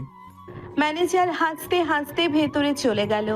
নিলয় বাইকের পাশে দাঁড়িয়ে একটু সময় নিল। তারপর হেলমেট মাথায় দিয়ে ভেতরে ঢুকলো। রেস্টুরেন্টের ভেতরে আজকের কাজ শুরু হওয়ার প্রস্তুতি চলছে। অর্ডার, রান্না, ডেলিভারি সবকিছু আবার স্বাভাবিক ছন্দে ফিরছে। নিলয় কাউন্টারের পাশে দাঁড়িয়ে অর্ডারের তালিকা দেখছিল। মুখে শান্ত ভাব, চোখে কাজের ফোকাস, কিন্তু ভেতরে কোথাও একটা অদৃশ্য চাপ। এই সাধারণ জীবনের আড়ালে লুকিয়ে থাকা তার আসল জীবন, যেটা কেউ জানে না আর জানলেও টিকতে পারবে না। সে হালকা নিঃশ্বাস ফেলল। আর একটা দিন শুরু হলো। আর নিলয় আবারও সেই একই মুখোশ পরে দাঁড়িয়ে রইল, একজন সাধারণ ডেলিভারি বয়ের মুখোশে, যার ভেতরে লুকানো আছে এক সম্পূর্ণ অন্য পরিচয়। দিনটা তখন ধীরে ধীরে ঢলে পড়ছে বিকেলের দিকে। শহরের গরম বাতাস, গাড়ির হর্ন আর ব্যস্ত রাস্তার কোলাহল সবকিছু মিলিয়ে আবারও শুরু হয়েছে নিলয়ের আর একটা ডেলিভারি রুটিন। হেলমেট মাথায়, হুডি গায়ে, নিলয় বাইক চালিয়ে পৌঁছে গেল এক বড় ঠিকানায়। গেটটা অনেক বড়, লৌহ লোহার মতো শক্ত। ভেতরে ঢুকতেই বোঝা যায় এটা সাধারণ কোনো বাড়ি না। এটা ক্ষমতা আর প্রভাবের একটা আলাদা জগৎ। নিলয় গার্ডদের পরিচয় দেখিয়ে ভেতরে ঢুকলো। ভেতরের পরিবেশ দেখে তার ভ্রু সামান্য কুঁচকে গেল। ভেতরে আলোর ঝলকানি, টেবিল ভর্তি খাবার, মদ আর কিছু মানুষের অস্বাভাবিক আড্ডা। কিছু নারীকে বসিয়ে রাখা হয়েছে, কেউ জোর করে হাঁটছে, কেউ অস্বস্তিতে চুপ করে আছে। পুরো পরিবেশটাই নিলয়ের চোখে অস্বাভাবিক লাগলো। তার মুখ শক্ত হয়ে গেল। সে শান্তভাবে প্যাকেটে হাত এগিয়ে দিয়ে বলল, ডেলিভারি নিন। একজন লোক উঠে সেই খাবারটা নিয়ে নিল, কিন্তু চারপাশের বিশৃঙ্খলা থামলো না। নিলয় ঘুরে চলে যেতে চাইছিল, ঠিক তখনই তার চোখ থেমে গেল এক দৃশ্যে। একটা ছেলে জোর করে বাড়ির কাজের মেয়েটাকে টেনে রুমের দিকে নিয়ে যাচ্ছে। মেয়েটা বাধা দিচ্ছে, কিন্তু কেউ সাহায্য করছে না। সবাই যেন এই দৃশ্যটাকে স্বাভাবিকভাবেই দেখছে। নিলয়ের পা থেমে গেল, চোখ ধীরে ধীরে শক্ত হয়ে উঠল, চোয়াল কষে গেল। সে আর এক সেকেন্ড দাঁড়ালো না, কোনো কথা না বলে সোজা বাইরে বেরিয়ে এলো। বাইরে এসে ফোন বের করলো, একটা নাম্বারে কল দিল। এই লোকেশনটা নাও, ভিতরে যারা আছে সবটাকে তুলে নাও এখনই। জি বস। নিলয় ফোন কেটে দিল। তার মুখে কোনো আবেগ নেই, শুধু ঠান্ডা স্থিরতা। কিছুক্ষণ পর সে বাইক স্টার্ট দিল আর ধীরে ধীরে সেই জায়গা থেকে বেরিয়ে গেল, যেন এই ঘটনার সাথে তার আর কোনো সম্পর্ক নেই। অন্যদিকে কিছুক্ষণের মধ্যেই ঘটনাটা বদলে যেতে লাগলো। নির্দেশ পেয়ে নিলয়ের লোকেরা দ্রুত ভেতরে প্রবেশ করলো। কোনো বিশৃঙ্খলা ছাড়াই পরিস্থিতি নিয়ন্ত্রণে আনতে শুরু করলো। যারা অন্যায় আচরণ করছিল, যারা ক্ষমতার আড়ালে সীমা লঙ্ঘন করছিল, তাদের সবাইকে একে একে আটক করা হলো। কিছুক্ষণ পর গুদাম ঘরের মতো একটা নির্জন জায়গায় তাদের নিয়ে আসা হলো। ভয়, আতঙ্ক আর বাস্তবতার মুখোমুখি দাঁড়িয়ে তারা বুঝতে পারলো এই শহরে সবকিছু যেমন দেখায় তেমন না। গার্ডদের একজন ঠান্ডা গলায় বলল, এটা নিয়ম না ভাঙার জায়গা, এখানে সীমা অতিক্রম করলে ফল ভুগতেই হয়। সবাই মাথা নিচু করে রইল। কারো মুখে আর আগের দম্ভ নেই, শুধু ভয় আর অনুশোচনা। আর এই পুরো ঘটনাটা যখন চলছে, নিলয় তখন অনেক দূরে তার বাইক চালিয়ে যাচ্ছিল। তার মুখ শান্ত, চোখ স্থির, আর মাথার ভেতরে একটাই ভাবনা, এই শহরের শক্তি থাকলেই সব কিছু করা যায় না। কখনো কখনো নীরবতাও একটা শাস্তি হয়ে দাঁড়ায়। গোদামের ভেতরটা তখন ভারী নীরবতায় ডুবে আছে। লোহার দরজাটা বন্ধ হওয়ার শব্দটা যেন পুরো জায়গাটাকে আরো অন্ধকার করে দিল। চারপাশে ধুলা, পুরনো কাঠের গন্ধ আর ভাঙা আলো ঝুলে আছে সিলিং থেকে। নিলয় ধীরে ধীরে ভেতরে ঢুকলো। তার পায়ের শব্দ নেই, মুখে কোনো তাড়াহুড়ো নেই, শুধু চোখে স্থির এক ভয়ঙ্কর ঠান্ডা ভাব। মাঝখানে কয়েকজন লোক দাঁড়িয়েছিল, হাত পা বাঁধা অবস্থায়। তাদের মুখে এখন আর আগের সেই দম্ভ নেই, আছে শুধু অস্থিরতা আর ভয়। একজন চিৎকার করে উঠল, কে তুই? আমাদের এখানে কেন এনেছিস? নিলয় এক সেকেন্ড চুপ করে তাকিয়ে রইল, তারপর ঠান্ডা গলায় কোনো দ্বিধা ছাড়া বলল, তোদের বাপ আমি। লোকগুলো এক মুহূর্ত থমকে গেল। নিলয়ের কথার ভেতরে কোনো রাগ নেই, কিন্তু যে ঠান্ডা বাস্তবতা আছে সেটা তাদের শির দ্বারা ঠান্ডা করে দিল। নিলয় ধীরে ধীরে সামনে এগিয়ে গেল, তার চোখে এখন স্পষ্ট ঘৃণা। তোদের বাপ তোদের মানুষ করতে পারে নাই, তাই আজ আমি তোদের শাস্তি দিতে আসছি। বেশি কথা না বলিস না, এখনই আমাদের ছেড়ে দে, নাহলে খুব খারাপ হবে। নিলয়ের মুখে হালকা এক চিলতে হাসি ফুটে উঠল, কিন্তু সেটা হাসি না, এটা ছিল একটা সিদ্ধান্তের ছায়া। খারাপ তো এখন তোদের হবে। এই হাত দিয়ে তোরা মেয়েদের বাজে স্পর্শ করিস। এক মুহূর্তের নীরবতা, তারপর পরিবেশ ভারী হয়ে উঠল আরো। লোকগুলো কিছু বলার আগেই নিলয় কোমর থেকে অস্ত্র বের করলো। তার হাত স্থির, নিশানা পরিষ্কার। সে শুট করে দিল তাদের হাত বরাবর। পরের কয়েক মুহূর্তে গোদামের ভেতর পরিস্থিতি সম্পূর্ণ বদলে গেল। আতঙ্ক ছড়িয়ে পড়ল চারদিকে। চিৎকার, ভয়ে কাঁপা শ্বাস আর বাস্তবতার নির্মম ধাক্কা সব একসাথে মিশে গেল। লোকগুলোর চোখে এখন আর দম্ভ নেই, আছে শুধু ভয়। আর সেই ভয়টা এমন, যেটা বুঝিয়ে দেয় এখন আর কোনো পথ খোলা নেই। নিলয় দাঁড়িয়ে রইল চুপচাপ। তার মুখে কোনো পরিবর্তন নেই, শুধু ঠান্ডা স্থিরতা। এই শহরের অন্ধকার জগতে সে কোনো শব্দ করে না, সে শুধু সিদ্ধান্ত নেয়। পরের দিন সকালটা শুরু হয়েছিল একদম স্বাভাবিকভাবেই। সূর্য উঠেছে, রাস্তা জেগে উঠেছে, মানুষ আবার নিজের নিজের ব্যস্ততায় ছুটতে শুরু করেছে। কিন্তু সকাল গড়াতে না গড়াতেই শহরের বাতাসে ছড়িয়ে পড়ল নতুন এক শোরগোল। চায়ের দোকান, বাস স্ট্যান্ড, অফিসের ক্যান্টিনে, রেস্টুরেন্টের টিভি, সবখানে একটাই খবর ঘুরছে। টিভির স্ক্রিনে লাল অক্ষরে ব্রেকিং নিউজ চলছে। রিপোর্টার উত্তেজিত গলায় খবর পড়ছে। শহরের পরিচিতি কয়েকজন প্রভাবশালী ব্যবসায়ী গত রাত থেকেই নিখোঁজ। এখনো পর্যন্ত তাদের কোনো খোঁজ পাওয়া যায়নি। রেস্টুরেন্টের ভেতর এক মুহূর্তে সবার মনোযোগ টিভির দিকে চলে গেল। কাস্টমার, স্টাফ, এমনকি কিচেনের কর্মীরাও থমকে দাঁড়ালো। রিপোর্টার আবার বলতে লাগলো, প্রাথমিকভাবে জানা গেছে গত রাতে কয়েকটি কালো রঙের গাড়ি এসে একজন মন্ত্রীর বাড়ি থেকে তাকে তুলে নিয়ে যায়। এরপর থেকেই তারা নিখোঁজ। ঘটনাটি ঘিরে ইতোমধ্যেই শহর জুড়ে চাঞ্চল্য ছড়িয়ে পড়েছে। টিভির পর্দায় কালো গাড়ির ঝাপসা ফুটেজ দেখানো হচ্ছে। লোকজনের ভিড়, মন্ত্রীর বাড়ির সামনে ক্যামেরা, আর চারপাশে ফিসফাস। কেউ বলছে অপহরণ, কেউ বলছে রাজনৈতিক খেলা, কেউ বলছে বড় কোনো গোপন হিসাব। কিন্তু সত্যিটা সেটা কেউ জানে না। ম্যানেজার কাউন্টারের সামনে দাঁড়িয়ে টিভির দিকে তাকিয়েছিল। তার মুখে অবাক ভাব, কণ্ঠে বিরক্তি আর কৌতূহলের মিশেল। এসব কি শুরু হইল রে নিলয়? নিলয় তখন কাউন্টারের পাশে দাঁড়িয়েছিল, হাতে ডেলিভারির বিল, মুখে আগের মতোই স্বাভাবিক ভাব। সে টিভির দিকে একবার তাকালো, চোখে না ভয়, না বিস্ময়, না কোনো প্রতিক্রিয়া, শুধু খুব সাধারণ ভঙ্গিতে বলল, শহরটা ভালো না ভাই। দিনে মানুষ আসে, রাতে মানুষ গায়েব হয়। ভয়ঙ্কর শহর রে ভাই, কখন কি হয় কেউই জানে না। নিলয় হালকা মাথা নাড়ল। তার ঠোঁটের কোণে এক সেকেন্ডের জন্যে খুব অদ্ভুত চাপা একটা হাসি ফুটে উঠল, যে হাসি কেউ দেখল না। তারপর সে আবার ডেলিভারির কাগজে চোখ নামিয়ে ফেলল, যেন টিভির ওই খবর, নিখোঁজ মানুষ, কালো গাড়ি, মন্ত্রীর বাড়ি সবই তার কাছে আর একটা সাধারণ সকালের সংবাদ মাত্র। এদিকে সকালটা যত এগোচ্ছে, আখিদের বাসার পরিবেশ তত অস্বাভাবিক হয়ে উঠছে। সাধারণত এই সময় আখির রুম থেকে গান বাজে, কখনো ফোনে কথা বলার শব্দ আসে, কখনো আয়নার সামনে দাঁড়িয়ে নিজের সাথেই ঝগড়া করে। কিন্তু আজ সব চুপ, অস্বাভাবিকভাবে চুপ। সকাল গড়িয়ে প্রায় দুপুর, তবুও আখির রুমের দরজা বন্ধ। ভেতর থেকে কোনো শব্দ নেই, না ফোনের আওয়াজ, না কারোর সাথে ঝগড়া, না কোনো নড়াচড়া। আখির মা কয়েকবার এসে দরজায় নক করলেন। আখি, মা, দরজা খোল। ভেতর থেকে কোনো উত্তর নেই।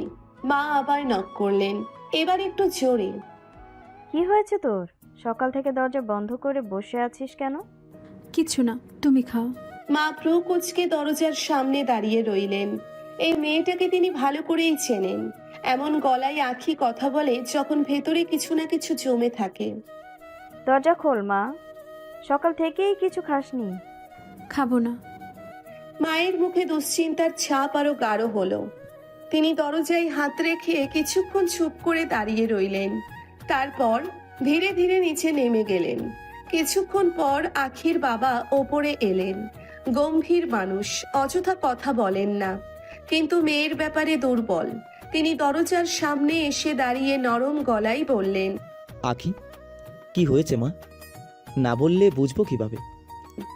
ভেতর থেকে কয়েক সেকেন্ড কোনো শব্দ এলো না। তারপর ধীরে, খুব ধীরে আখির গলা শোনা গেল, আমার একটা জিনিস চাই। বাবা ভ্রু কুঁচকালেন।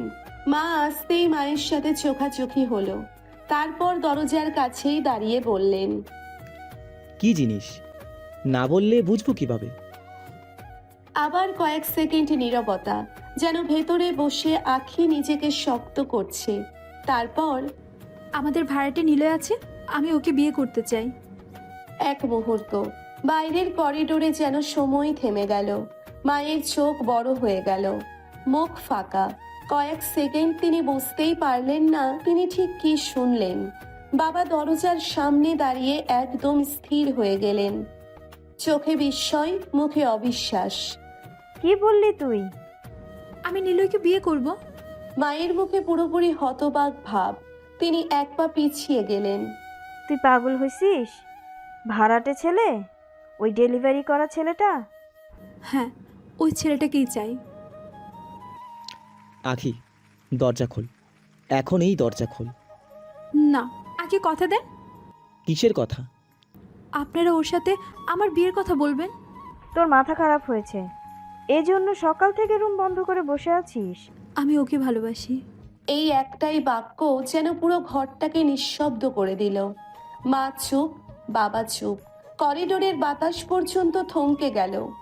আখির গলা এবার কেঁপে উঠল। আমি ওকে ছাড়া কাউকে বিয়ে করব না। মায়ের চোখে রাগের সাথে ভয়ও জমল। এই মেয়ের যে তিনি চেনেন। আখি যা মুখে আনে তা থেকে সহজে সরে না।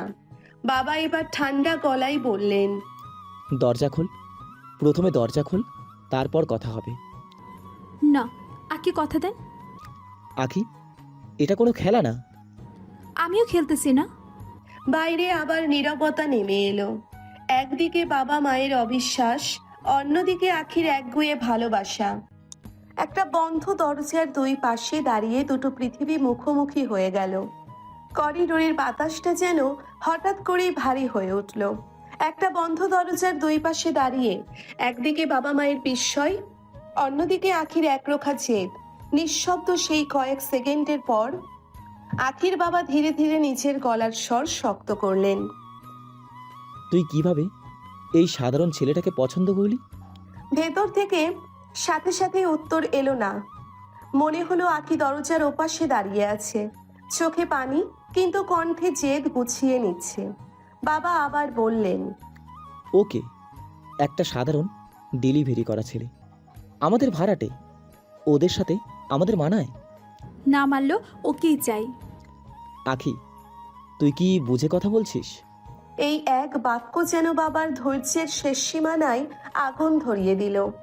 এইসব আবেগ দিয়ে জীবন চলে, সমাজ আছে, মান সম্মান আছে, একটা অবস্থান আছে। আমার জীবন সমাজ চালাবে না। ভেতর থেকে আখির গলাও এবার উঁচু হয়ে এলো।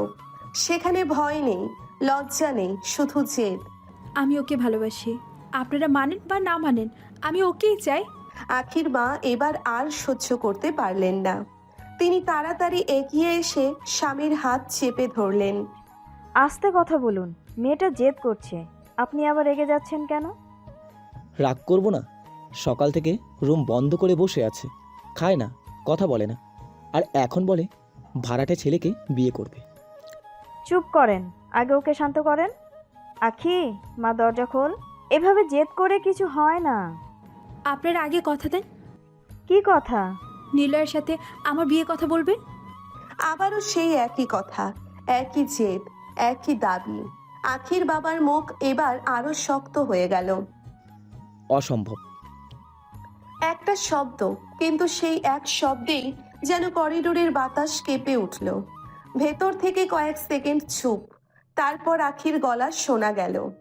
এবার আর আগের মতো না, বরং আরো জেদি, আরো স্পষ্ট। তাহলে আমিও দরজা খুলব না। মা চোখ বন্ধ করে কপালে হাত দিলেন। একদিকে স্বামীর রাগ, অন্যদিকে মেয়ের জেদ। দুইজনকেই তিনি চেনেন। দুইজনই একবার জেদ ধরলে নরম হয় না। এভাবে ঝগড়া করলে কিছুই হবে না, আপনি একটু শান্ত হন। আর তুইও আখি, জেদ কমা। তুই বুঝিস না তুই কি বলছিস। খুব ভালো করে বুঝে বলছি। একটা ডেলিভারি বয়কে বিয়ে করবি? হ্যাঁ, করব। আমরা বেঁচে থাকতে না। তাহলে আমিও বাঁচবো না। এই এক কথায় পুরো পরিবেশটা জমে গেল। মা হতভম্ব হয়ে দরজায় হাত রাখলেন। আখি, কি বলছিস এসব? ভেতর থেকে এবার কোনো উত্তর এলো না। আর সেই নীরবতায় বাইরে দাঁড়িয়ে থাকা দুজন মানুষকে আরো বেশি ভয় পাইয়ে দিল। বাবার রাগ এক মুহূর্তে থমকে গেল। মায়ের বুক ফ্যাকাশে। একটা জেদ এখন আর শুধু জেদে নেই, এটা ধীরে ধীরে ভয়ঙ্কর দিকে মোড় নিচ্ছে। করিডোর জুড়ে তখন এক অদ্ভুত চাপা উত্তেজনা। একদিকে দরজার ওপাশে আখির জেদ, অন্যদিকে দরজার ওপাশে বাবা মায়ের আতঙ্ক। কিছুক্ষণ ধরে দুজনেই বারবার ডাকতে লাগলেন, আখি মা, কথা বল, এভাবে চুপ করে থাকিস না। আখি, দরজা খোল। এভাবে জেদ করলে কিছু সমাধান হবে না। কিন্তু ভেতর থেকে কোনো সাড়া নেই, না কোনো শব্দ, না কোনো উত্তর। সেই নীরবতা ধীরে ধীরে ভয় হয়ে উঠল। মায়ের বুক ধক ধক করছে। তিনি বারবার দরজায় হাত রাখছেন, আবার ডাকছেন, মা, একটা কথা বল, চুপ করে থাকিস না, ভয় লাগছে। তবুও ভেতর থেকে কোনো শব্দ এলো না। আখির বাবার চোখের রাগ এবার ধীরে ধীরে উদ্বেগ বদলে গেল। তিনি দরজার সামনে দাঁড়িয়ে কিছুক্ষণ চুপ করে রইলেন। মেয়েকে তিনি চেনেন। এই মেয়ের জেদ যতটা বড়, আবেগও ততটাই বিপজ্জনক। শেষমেশ তিনি দীর্ঘশ্বাস ফেলে গলার স্বর নরম করলেন, আচ্ছা, আমরা কথা বলবো ওদের সাথে। দরজা খোল। দরজার ওপাশে কয়েক সেকেন্ড নীরবতা। মনে হলো আখি হয়তো দেওয়ালে হেলান দিয়ে দাঁড়িয়ে আছে, চোখে জমে থাকা পানি মুছছে। তারপর ভেতর থেকে ধীরে গলা ভেসে এলো, আগে কথা দিন। কথা দিলাম। না, এভাবে না। আখি মা, আর কি চাই তোর? আপনারা পরে আবার মত পাল্টাবেন? পাল্টাবো না। সত্যি? হ্যাঁ, কথা দিলাম। ভেতর থেকে আবার কিছুক্ষণ চুপ। তারপর আখির গলা এলো, এবার আগের চেয়ে নিচু, কিন্তু ভয়ঙ্কর রকম স্পষ্ট। যদি কথা পাল্টান তাহলে আমাকে সারা জীবনের জন্য হারাবেন। এই এক কথায় মা কেঁপে উঠলেন। তার হাত দরজার গায়ে আরো শক্ত হয়ে চেপে বসলো। এমন কথা মুখে আনিস না মা। বাবার চোয়াল শক্ত হয়ে গেল, কিন্তু এবার তিনি রাগলেন না, শুধু খুব নিচু গলায় বললেন, দরজা খোল আখি, আমরা কথা রাখবো। কয়েক সেকেন্ড পর ভেতর থেকে লকের শব্দ শোনা গেল। করিডোরের বাতাস যেন এক মুহূর্তে থেমে গেল। ধীরে ধীরে দরজা খুলল। আখির সামনে দাঁড়িয়ে, চোখ লাল, মুখ শুকনো, চুল এলোমেলো। সকাল থেকে কান্না, জেদ আর না খেয়ে থাকার ছাপ পুরো মুখে। মা এক সেকেন্ডও দেরি করলেন না, সোজা এগিয়ে গিয়ে মেয়েকে জড়িয়ে ধরলেন। পাগলি মেয়ে, এভাবে কেউ মাকে ভয় দেখায়? আখি মাকে জড়িয়ে ধরলেও চোখ সরালো না বাবার দিক থেকে। তার চোখে এখনো একই জেদ। বাবা দরজার সামনে দাঁড়িয়ে মেয়ের দিকে তাকিয়ে রইলেন। রাগ আছে, অবাক হওয়া আছে, কিন্তু তার থেকেও বেশি মেয়েকে হারানোর ভয়। আখি খুব ধীরে কিন্তু স্পষ্ট গলায় বলল, আমি মজা করিনি আব্বু, আমি নিলয়কে চাই। করিডোরের বাতাস আবার ভারী হয়ে উঠল, কারণ সবাই বুঝে গেছে দরজা খুলেছে ঠিকই, কিন্তু ঝড় এখনো থামেনি। সন্ধ্যা নেমেছে ধীরে ধীরে। আকাশের শেষ আলোটা মুছে গিয়ে চারপাশে নরম অন্ধকার বসেছে। গলির বাতিগুলো একে একে জ্বলে উঠেছে, আর দিনের কোলাহল পেরিয়ে পুরো বাড়িটা একটা চুপচাপ সন্ধ্যার ভেতরে ঢুকে গেছে। নিলয় তখনও বাসায় ফেরেনি। তার মা রান্নাঘরে রাতের রান্না গুছাচ্ছিলেন। চুলার আঁচে ডাল ফুটছে, হাঁড়িতে ভাত বসানো, আর ছোট্ট ঘরের ভেতর সাধারণ এক সংসারের গল্প। ঠিক তখনই কলিং বেল বেজে উঠল, টিং টং। নিলয়ের মা হাত মুছে ধীরে ধীরে দরজার দিকে এগোলেন। এত সন্ধ্যায় সাধারণত কেউ আসে না। তার মনে হালকা কৌতূহল জাগল। দরজা খুলতেই তিনি এক মুহূর্ত থমকে গেলেন। দরজার সামনে দাঁড়িয়ে আখির মা, তার পাশে আখির বাবা। দুইজনকেই একসাথে দেখে নিলয়ের মায়ের মুখে সঙ্গে সঙ্গে অপ্রস্তুত ভাব নেমে এলো। আরে ভাই সাহেব, আপনারা? তার চোখে হালকা দুশ্চিন্তা নেমে এলো। এই মানুষ দুজন একসাথে সন্ধ্যার সময়, হঠাৎ তাদের দরজায় কিছু একটা নিশ্চয়ই হয়েছে। ভেতরে আসেন, আসেন। কিছু হয়েছে নাকি? আখির মা একবার স্বামীর দিকে তাকালেন, তারপর ধীরে নরম গলায় বললেন, একটা কথা বলতে এসেছি আপা, রাখবেন? নিলয়ের মা পুরোপুরি থমকে গেলেন। তার বুকের ভেতর হালকা কাঁপুনি উঠল। এমনভাবে কেউ কথা শুরু করলে সাধারণত ভালো কিছু হয় না। তিনি অপ্রস্তুত হেসে বললেন, কি এমন কথা? আপা যে ভাইসাব নিজে আসছে, আমরা আমরা কি কোনো ভুল করছি নাকি? এই প্রশ্নটা বলেই তিনি একবার দুজনের মুখের দিকে তাকালেন। মনের ভেতর অকারণ ভয় জমে উঠেছে। ছোট লোকের ঘরে বড় লোকের মানুষ এভাবে আসে না। যদি না কোনো অভিযোগ থাকে কিংবা কোনো অস্বস্তিকর কথা। আখির বাবা চুপচাপ দাঁড়িয়ে রইলেন, তার মুখ গম্ভীর। আখির মা ঠোঁট ভিজিয়ে ধীরে বললেন, না আপা, ভুল আপনারা করেন নাই। একটু থামলেন তিনি, তারপর খুব ধীরে, খুব হিসেব করে কথাটা বললেন, ভুলটা আমাদের মেয়ের। নিলয়ের মায়ের বুক ধক করে উঠল, চোখ কেঁপে উঠল। তিনি কিছুই বুঝতে পারছেন না, কিন্তু অদ্ভুতভাবে ভয় পেতে শুরু করলেন।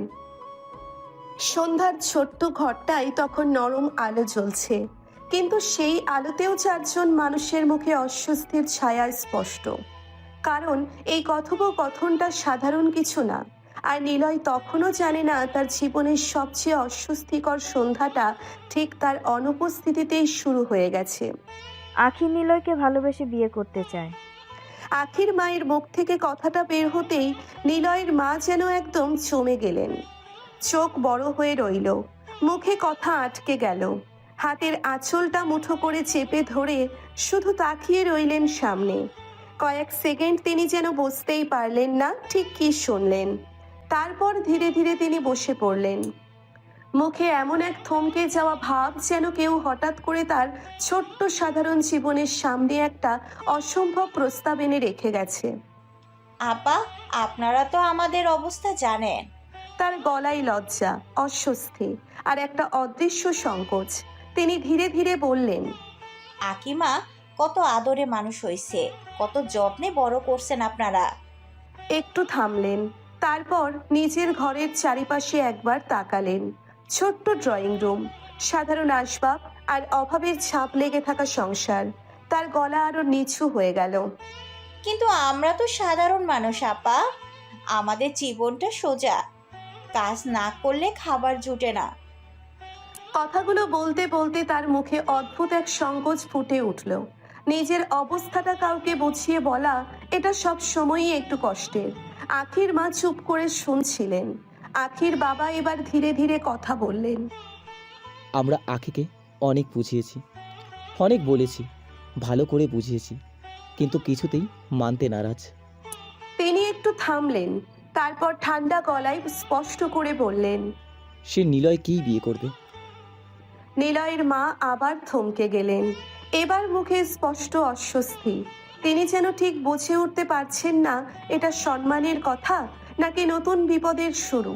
তিনি আস্তে করে বললেন, আমি কি বলবো ভাইসাব? তার গলায় দ্বিধা, চোখে ভয়। এই কথার সিদ্ধান্ত তিনি একা কিভাবে নেবেন? তিনি ধীরে ধীরে মাথা নাড়িয়ে বললেন, নিলয়ের কাউকে পছন্দ আছে নাকি আমি তো জানি না। এই কথাটা বলেই তিনি একটু থামলেন, তারপর আরো স্পষ্ট গলায় বললেন, ওর মত না নিয়ে আমি কোনো কথা দিতে পারবো না। ঘরটা আবার চুপ হয়ে গেল। একদিকে আখির বাবা মা মেয়ের জেদের চাপে ক্লান্ত, অন্যদিকে নিলয়ের মা ছেলের অজানা জীবনের সামনে দ্বিধায় আটকে থাকা এক অসহায় মা। সন্ধ্যার ছোট্ট ঘরটায় তখন তিনজন মানুষ বসে আছে, কিন্তু কথার চেয়ে নীরবতাই বেশি ভারী। কারণ সবাই বুঝে গেছে এখন সিদ্ধান্ত শুধু বড়লোক গরিবের না, এখন সিদ্ধান্তটা পুরোপুরি নিলয়ের। শহরের এক প্রান্তে আলো ঝলমলে রাস্তা, মানুষের ব্যস্ততা আর স্বাভাবিক জীবনের কোলাহল থেকে অনেক দূরে নিঃশব্দে দাঁড়িয়ে আছে সেই পুরনো গোদাম ঘর।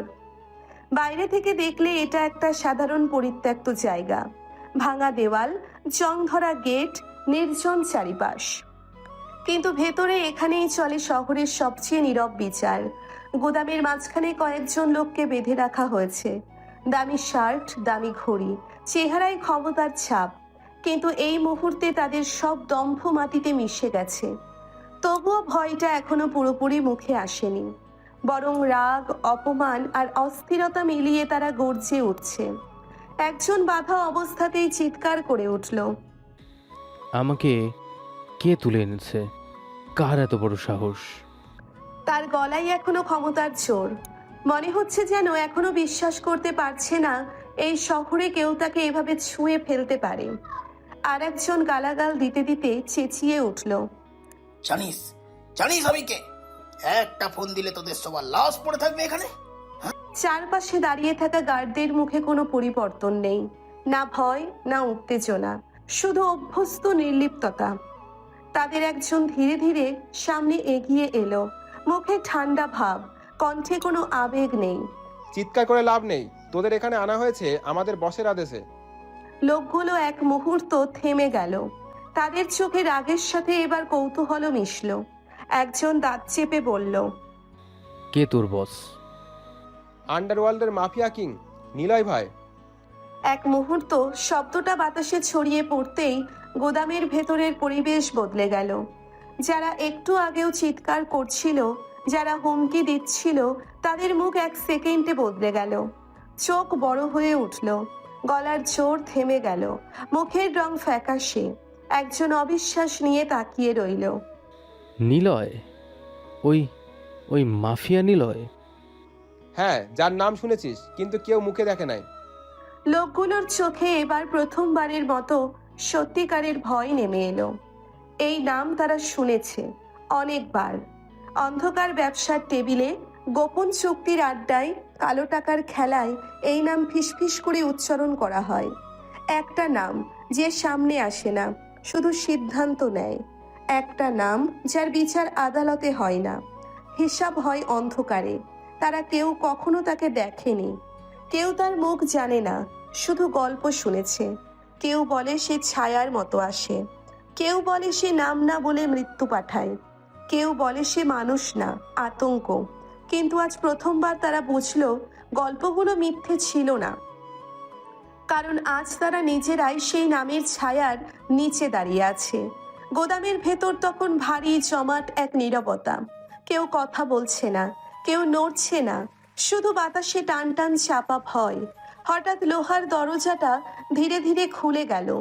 একটা ভারী শব্দে পুরো গোদামের ভেতরটা যেন কেঁপে উঠল। সব চোখ একসাথে সেদিকে ঘুরে গেল।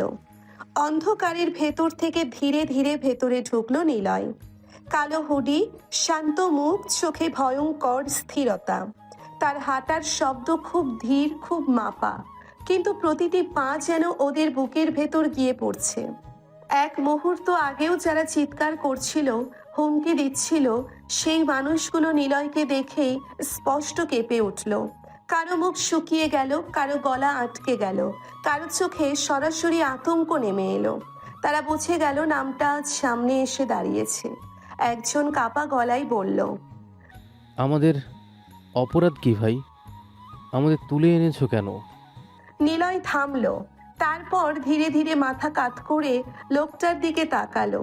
কয়েক সেকেন্ড চুপ করে তাকিয়ে রইল। তারপর ঠোঁটের কোণে ধীরে ধীরে একটা হাসি ফুটল, কিন্তু সেই হাসিতে উষ্ণতা নেই। ওটা ছিল ঠান্ডা, বিদ্রুপে ভরা। কাদের তুলে আনছিস তোরা? দেখ, এরা তো নিজের অপরাধই জানে না। গার্ডরা নীরব। লোকগুলো এবার আরো অস্থির হয়ে উঠল। একজন তাড়াহুড়ো করে বলল, আমরা কি কিছু করি নাই ভাই, আপনার ভুল হয়েছে। হ্যাঁ ভাই, হ্যাঁ, আমরা আমরা কিচ্ছু করি নাই ভাই, কিচ্ছু করি নাই। নিলয়ের চোখ এবার ধীরে ধীরে শক্ত হয়ে উঠল। সে এক ধাপ সামনে এগিয়ে এলো। কিছু করিস নাই? তাহলে তোদের অফিসে কাজ করা মেয়েগুলো আস্তে আস্তে গায়েব হয়ে যাচ্ছে কিভাবে বলতো? এক মুহূর্ত গোদামের বাতাস জমে গেল। লোকগুলোর চোখ হঠাৎ বড় হয়ে উঠল, চেহারার রং বদলে গেল। এক সেকেন্ড আগেও যারা কিছু করি নাই বলছিল, এবার তাদের মুখে শব্দ আটকে গেল। এই এক কথাতেই বোঝা গেল নিলয় অন্ধকারে গুলি চালায় না, সে জানে, সব জানে। নিলয় ধীরে ধীরে তাদের সামনে হাঁটতে লাগলো। তার কণ্ঠ এবার ঠান্ডা, কিন্তু প্রতিটি শব্দে ঘৃণা। লজ্জা করে না তোদের? মা জাতিকে অন্য দেশে বিক্রি করে দিস আর মুখ তুলে বলিস কিছু করি নাই? লোকটা কাঁপতে শুরু করলো, ঠোঁট শুকিয়ে গেছে, চোখে স্পষ্ট ভয়। আর একজন তাড়াতাড়ি বলে উঠল, ভাই ভুল হয়েছে। নিলয় এক ঝটকায় তার দিকে তাকালো। চোখে এমন ঠান্ডা দৃষ্টি, লোকটার গলার সাথে সাথে বন্ধ হয়ে গেল। এটা ভুল না, এটা পাপ, আর তোদের এই পাপের শাস্তি ভয়ঙ্কর হওয়া উচিত। গোদামের ভেতর আর কেউ কথা বলল না, কারণ সবাই বুঝে গেছে এখানে মিথ্যা বলে বাঁচার রাস্তা নেই। আর আজ বিচার শুরু হয়ে গেছে। গোদামের ভেতর তখন ভারী নিঃশ্বাসরুদ্ধ নীরবতা, চারপাশে জমাট ভয়, কাপা চোখ, শুকিয়ে যাওয়া মুখ আর অনিবার্য পরিণতির গন্ধ। নিলয় দাঁড়িয়েছিল মাঝখানে, চোখে কোনো রাগ নেই, কোনো চিৎকার নেই, শুধু ভয়ঙ্কর ঠান্ডার স্থিরতা। একটা বিচার যখন শেষ সীমায় পৌঁছে যায় তখন শব্দ কমে যায়, শুধু সিদ্ধান্ত বেঁচে থাকে। পরের মুহূর্তেই কয়েকটা গুলির শব্দ একসাথে ছিঁড়ে ফেলল গুদামের নিস্তব্ধতা। ধাতব প্রতিধ্বনি পুরো দেওয়ালে দেওয়ালে আছড়ে পড়ল, একবার, দুইবার, তারপর সব আবার থেমে গেল এক নিমেষে। গোদামের ভেতর আবার নেমে এলো মৃত্যু, নীরবতা। কেউ আর কথা বলল না, কেউ আর ক্ষমা চাইল না। সব হিসাব শেষ। নিলয় ধীরে ধীরে অস্ত্র নামালো। তার মুখে কোনো পরিবর্তন নেই, যেন এই দৃশ্য তার কাছে নতুন কিছু না। সে ঠান্ডা গলায় গার্ডদের দিকে তাকিয়ে বলল, লাশগুলো রাস্তায় ফেলে আসো, এদের মতো অমানুষদের মাংস কুকুর খাক। তার কণ্ঠে ঘৃণা ছিল, আর সেই ঘৃণা এতটাই ঠান্ডা যে গার্ডদেরও শরীর কেঁপে উঠল। জি বস। কেউ আর প্রশ্ন করল না, কেউ আর দেরি করল না। গার্ডরা নির্দেশ মতো সব গুছিয়ে নিতে লাগলো। আর নিলয় ধীরে ধীরে ঘুরে গোদাম থেকে বেরিয়ে এলো। বাইরে রাত নেমেছে, শহর তখনও জেগে আছে, মানুষ তখনও নিজের মতো বেঁচে আছে। কেউ জানে না এই একই শহরের আর এক কোণে কিছু মানুষের বিচার শেষ হয়ে গেছে। নিলয় বাইকে উঠল, হেলমেট পরল, তারপর একবারও পেছনে না তাকিয়ে সোজা রাতের অন্ধকার কেটে চলে গেল। অনেকটা পথ পেরিয়ে যখন নিলয় বাড়ির সামনে এসে থামল, তখন তার মুখে আবার সেই পরিচিত সাধারণ ভাব, যেন সে শুধু কাজ শেষে বাড়ি ফিরেছে, যেন রাতটা অন্য সবার মতোই স্বাভাবিক ছিল। সে দরজা খুলে ভেতরে ঢুকলো। ভেতরে ঢুকেই তার চোখ আটকে গেল। মা বসে আছেন, মুখে স্পষ্ট চিন্তা, চোখে অস্বস্তি, মনে হচ্ছে অনেকক্ষণ ধরে কারো অপেক্ষায় বসে আছেন। নিলয় ভ্রুকুচকে এগিয়ে এলো। কি হয়েছে মা? তার মা মুখ তুলে ছেলের দিকে তাকালেন, চোখে দ্বিধা, মুখে অস্বস্তি। কিছুক্ষণ চুপ করে থেকে ধীরে বললেন, বাড়িওয়ালা এসেছিল তার মেয়ের সাথে তোর বিয়ের প্রস্তাব নিয়ে। এক মুহূর্ত নিলয়ের মুখে কোনো পরিবর্তন এলো না, কিন্তু ভেতরে ভেতরে তার চোয়াল শক্ত হয়ে গেল। এক সেকেন্ডের জন্য সে চোখ নামিয়ে নিল, আর মনে মনে বলে উঠল, এই পাগল মেয়ে বাবা মাকে ওসব বলে দিছে। তার ভেতরে বিরক্তি উঠল, সাথে অদ্ভুত এক চাপা অস্বস্তি। যে ঝামেলাটা সে এড়িয়ে চলছিল সেটা এবার সোজা তার দরজায় এসে দাঁড়িয়েছে। নিলয় মায়ের মুখের দিকে কয়েক সেকেন্ড তাকিয়ে রইল, চোখে স্পষ্ট দুশ্চিন্তা, মুখে অস্বস্তি, আর কণ্ঠে এমন এক চাপা ভয় যেটা তিনি লুকানোর চেষ্টা করলেও লুকাতে পারছেন না। নিলয় ভেতরের বিরক্তিটা চেপে রেখে একটা স্বাভাবিক নিঃশ্বাস ফেলল, তারপর জুতো খুলতে খুলতেই একদম সাধারণ গলায় বলল, এত চিন্তার কি আছে মা? সে যেন বিষয়টাকে খুব হালকা করেই নিতে চাইল, যেন এটা সিরিয়াস কিছুই না। বড় লোকের মেয়ের শখ হয়েছে তাই বলেছে, এসব গায়ে মেখো না তোমা। তার গলায় ইচ্ছে করে স্বাভাবিকতা। সে চায় না মা অযথা ভাবুক, চায় না এই ব্যাপারটা বড় হোক, কিন্তু তার মা এত সহজে আশ্বস্ত হলেন না। তিনি ধীরে ধীরে মাথা নাড়লেন, চোখে উদ্বেগ আরো গাঢ় হলো। না রে বাবা, এতটা হেলা ফেলা না। আকি বলছে তোর সাথে বিয়ে না হলে নিজেকে শেষ করে দিবে। এক মুহূর্তে নিলয়ের ভেতরটা শক্ত হয়ে গেল, চোখের ভেতর এক ঝলক বিরক্তি উঠল, চোয়াল শক্ত হলো, মনে মনে দাঁত চেপে উঠল সে। এই মেয়ে আমাকে জ্বালিয়ে মারবে। মুখে অবশ্য কিছুই প্রকাশ করলো না, নিজেকে আগের মতোই শান্ত রাখলো। শুধু একটু দীর্ঘশ্বাস ফেলে মায়ের পাশে গিয়ে বসলো। মা এসব ভেবো না তো, কয়েকদিন পর দেখবে সব ভুলে গেছে। এ বয়সে মানুষ অনেক কিছু ভাবে, দুদিন পর সব ঠিক হয়ে যাবে। চলো বাদ দাও, কিতা লাগছে। সে ইচ্ছে করেই কথার মোড় ঘুরিয়ে দিল, যেন বিষয়টা এখানেই শেষ হয়ে যায়, যেন এটা নিয়ে আর না বাড়ে। কিন্তু মায়ের মন তাতে থামলো না। তিনি ছেলের মুখের দিকে তাকিয়ে রইলেন। তারপর ধীরে ধীরে উঠে দাঁড়ালেন ঠিকই, কিন্তু মুখের দুশ্চিন্তা একটুও কমলো না। নিলয় হাত মুখ ধুতে গেল আর মা রান্নাঘরের দিকে হাঁটলেন, কিন্তু তার মন পড়ে রইল অন্য কোথাও। আখির মায়ের কথাগুলো বারবার কানে বাজছে। আখির কান্না, জেদ, দরজা বন্ধ করে বসে থাকা, না খেয়ে থাকা, নিজেকে শেষ করে দেওয়ার কথা, এসব কি শুধু জেদ, না তার চেয়ে বেশি কিছু? ভাত বাড়তে বাড়তে নিলয়ের মা থমকে গেলেন। মনে হলো আখির মা যেভাবে কথাগুলো বলছিলেন সেটা কোনো হালকা আবেগের কথা না। ওই মেয়েটা সত্যিই নিলয়কে চায়, আর এই চাওয়াটা যদি সত্যি হয় তাহলে এই ব্যাপারটা এত সহজে থামবে না। গভীর রাত, শহর তখন পুরোপুরি ঘুমে ঢেকে গেছে। রাস্তার আলোগুলো নিস্তেজ, বাতাসে এক ধরনের ভারী নীরবতা। নিলয়ের ঘরেও সবকিছু শান্ত। মা আগেই ঘুমিয়ে গেছে, আর নিলয় ক্লান্ত শরীর নিয়ে বিছানায় শুয়েছিল। ঠিক তখনই ফোনটা হঠাৎ বেজে উঠল। নিলয় চোখ না খুলেই হাত বাড়িয়ে ফোনটা ধরল। স্ক্রিনে তাকাতেই ভ্রু কুঁচকে গেল। নাম্বারটা অপরিচিত। সে বিরক্ত গলায় ফোন কেটে দিল, কিন্তু কয়েক সেকেন্ড পরেই আবার ফোন টিং টিং। এবার আরো বিরক্ত হলো নিলয়। চোখ কুঁচকে ফোনটা আবার কেটে দিল। কে এই রাত বেরাতে? ঘুম আর বিরক্তি মিশে তার মেজাজ খারাপ হয়ে উঠছিল। সে আবার বিছানায় মাথা রাখতেই ফোনে নোটিফিকেশন এলো, মেসেজ। নিলয় এক নিঃশ্বাসে ফোন খুলল। স্ক্রিনে লেখা, নিলয় ভাই ছাদে আসেন, না হলে আমি ছাদ থেকে লাফ দিব। এক মুহূর্ত নিলয়ের চোখে ঘুম একদম উধাও হয়ে গেল। মুখ শক্ত হয়ে উঠল, চোয়াল কষে গেল। নিলয় মনে মনে বলল, এই বেয়াদবটাকে আজ শিক্ষা দিতে হবে। সে এক ঝটকায় বিছানা থেকে উঠে দাঁড়ালো, হুডি গায়ে দিয়ে দরজা খুলে বেরিয়ে গেল। সিঁড়ি বেয়ে দ্রুত ছাদের দিকে উঠতে লাগলো। তার পায়ের শব্দ রাতের নীরবতা ভেঙে দিচ্ছিল। ছাদের দরজা খুলতেই নিলয় থমকে গেল। মুহূর্তেই তার পুরো রাগ থেমে গেল। ছাদের ওপরে দাঁড়িয়ে আখি, গাঢ় রঙের শাড়ি পরা, চুল হালকা এলোমেলো বাতাসে উঠছে। চাঁদের আলো তার মুখে পড়ে তাকে আরো অপূর্ব করে তুলেছে। নিলয় এক সেকেন্ডের জন্য কথা ভুলে গেল। চোখ স্থির হয়ে রইল। যে রাগ নিয়ে সে এসেছিল সেটা যেন ধীরে ধীরে গলে যাচ্ছে। আখি ধীরে ধীরে তার দিকে এগিয়ে গেল। তার চোখে অদ্ভুত এক শান্ত জেদ। সে এসে নিলয়ের গলা জড়িয়ে ধরল।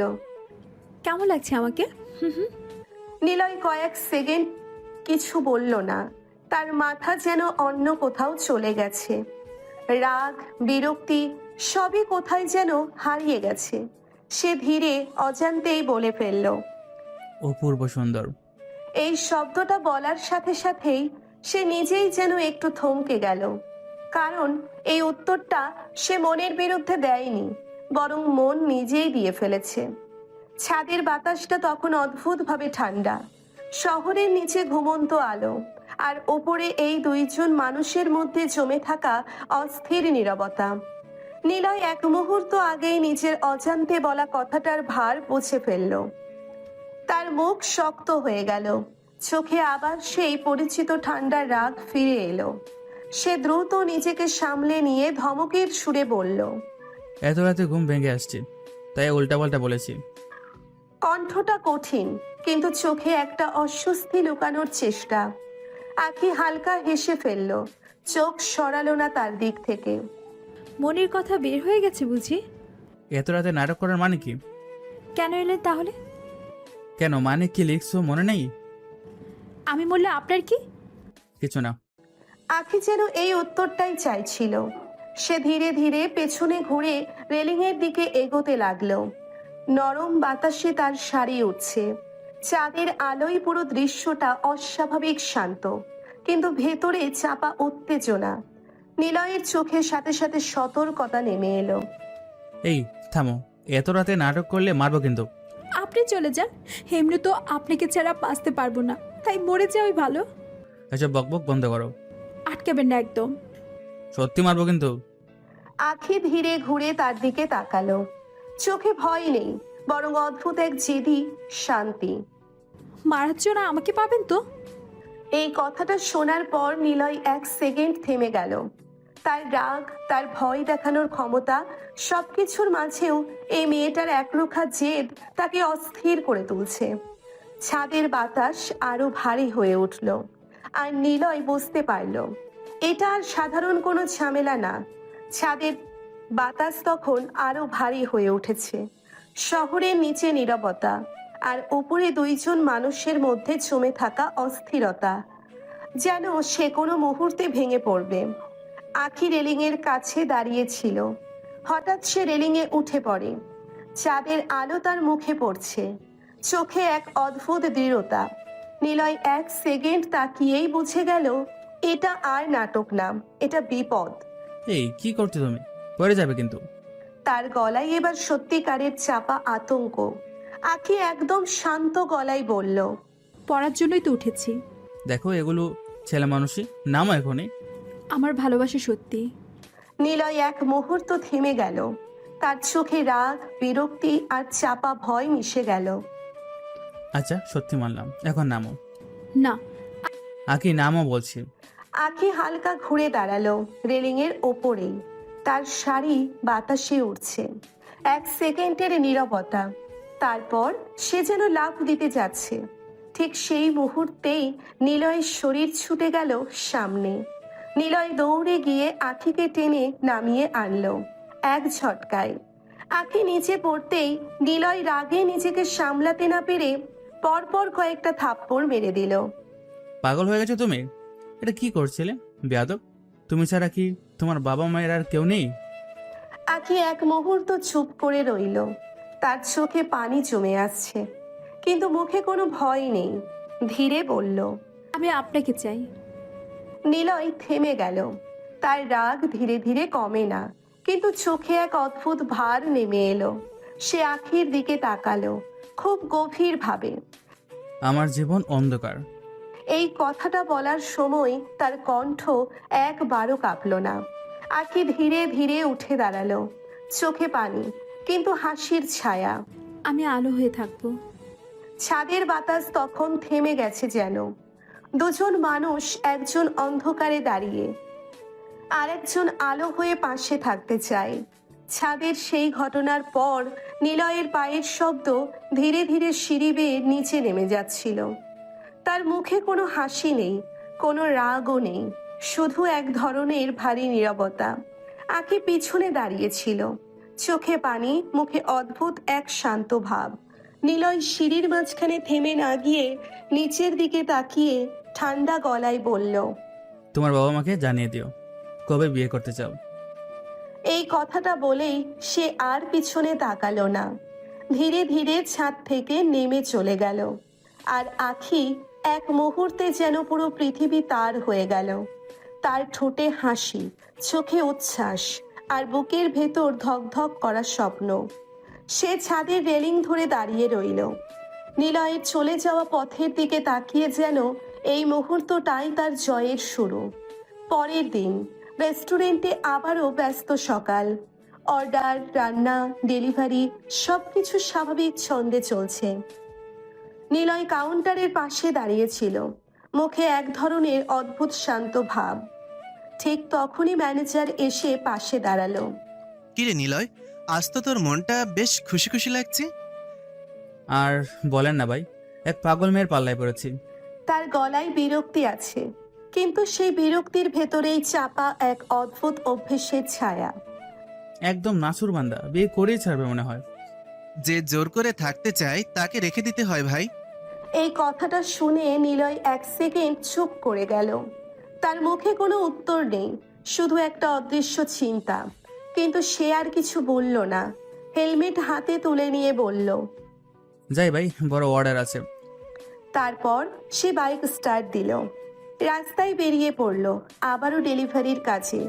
কিন্তু আজকের নিলয়টা একটু আলাদা। চোখে আগের মতো শূন্যতা নেই, সেখানে কোথাও একটা অজানা ব্যস্ততা জমে আছে। সন্ধ্যা নেমে এসেছে ধীরে ধীরে, বাইরের আলো কমে এসেছে। ঘরের ভেতর বাতির নরম আলো, আর এক অদ্ভুত সিদ্ধান্তের ভার। সব মিলিয়ে পরিবেশটা শান্ত হলেও ভারী। নিলয় বাসায় ফিরতেই তার মা রান্নাঘর থেকে বের হয়ে এলেন। চোখে স্পষ্ট দুশ্চিন্তা, হাতে ভেজা কাপড় আর গলায় চাপা দ্বিধা। ওদের সাথে আমি কি কথা বলবো বাবা? তুই কি রাজি আসলে? নিলয় কিছুক্ষণ চুপ করে দাঁড়িয়ে রইল।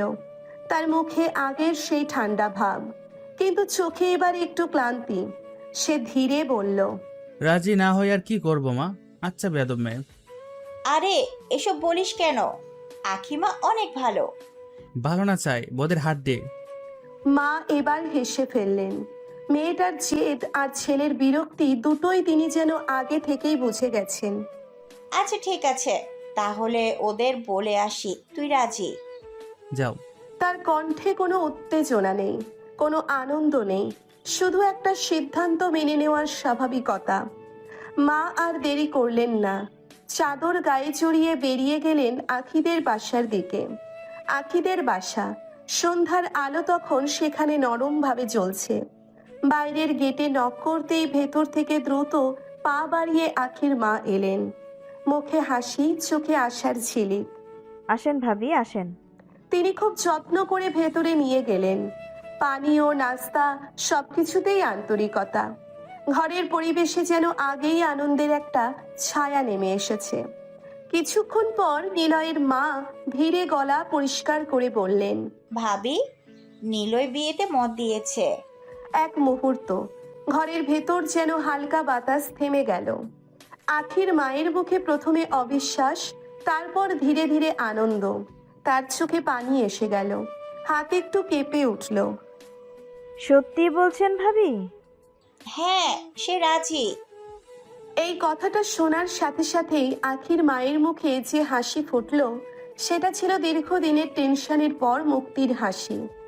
ঘরের ভেতর হঠাৎ যেন সব অন্ধকার সরে গিয়ে একটা নতুন আলো এসে পড়ল।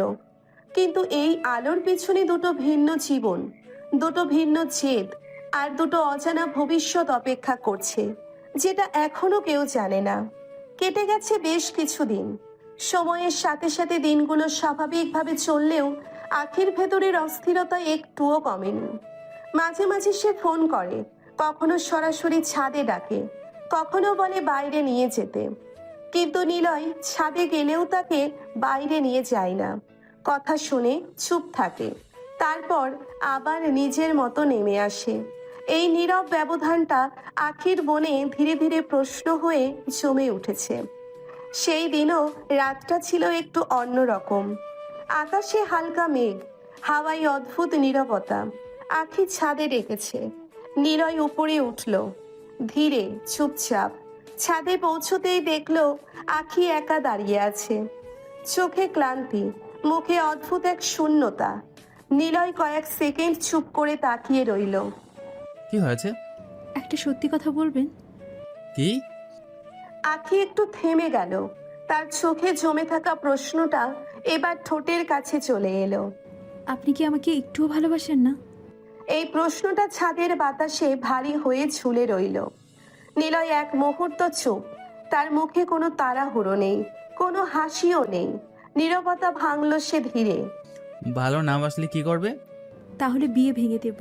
জোর করে বিয়ে করা ঠিক না। নিলয়ের মুখ শক্ত হয়ে গেল। সে এগিয়ে এসে আখির পাশে দাঁড়ালো। তারপর ধীরে, খুব ধীরে আখিকে কাছে টেনে নিল। আখির চোখের পানি মুছে দিল নিজের হাতে। তার স্পর্শে আখি থমকে গেল। ভালোবাসি আমি তোমাকে। এক মুহূর্ত আখি যেন বিশ্বাস করতে পারছে না। চোখ বড় হয়ে তাকিয়ে আছে তার দিকে। নিলয় আবার বলল, এবার আরো নিচু গলায়, সত্যি বাসি। কিন্তু তার চোখে একটা ভারী ছায়া। সে একটু থেমে আবার বলল, কিন্তু আমার জীবন স্বাভাবিক না আখি। আমি তোমাকে জড়াতে চাই না। কেন? তুমি বুঝবে না। আমার বুঝতে হবে না, আপনি শুধু আমার হয়ে থাকবেন, তাতেই হবে। এই কথার পর ছাদের বাতাস যেন থেমে গেল। নীরবতা আরো গভীর হলো। আখি আর কিছু না ভেবে হঠাৎ নিলয়ের দিকে ঝুঁকে গিয়ে তার কপালে ঠোঁট ছুঁয়ে দিল। নিলয় এক মুহূর্ত থমকে গেল। তার চোখে বিস্ময় আর ভেতরে জমে থাকা সব দূরত্ব যেন ভেঙে পড়ল। পরের মুহূর্তে সে ধীরে আখিকে নিজের দিকে টেনে নিল। কিন্তু সেই রাতটা আর শব্দে শেষ হলো না। শেষ হলো শুধু দুজনের নীরব অনুভূতিতে, যেটা কেউ বলতে পারে না, শুধু অনুভব করা যায়।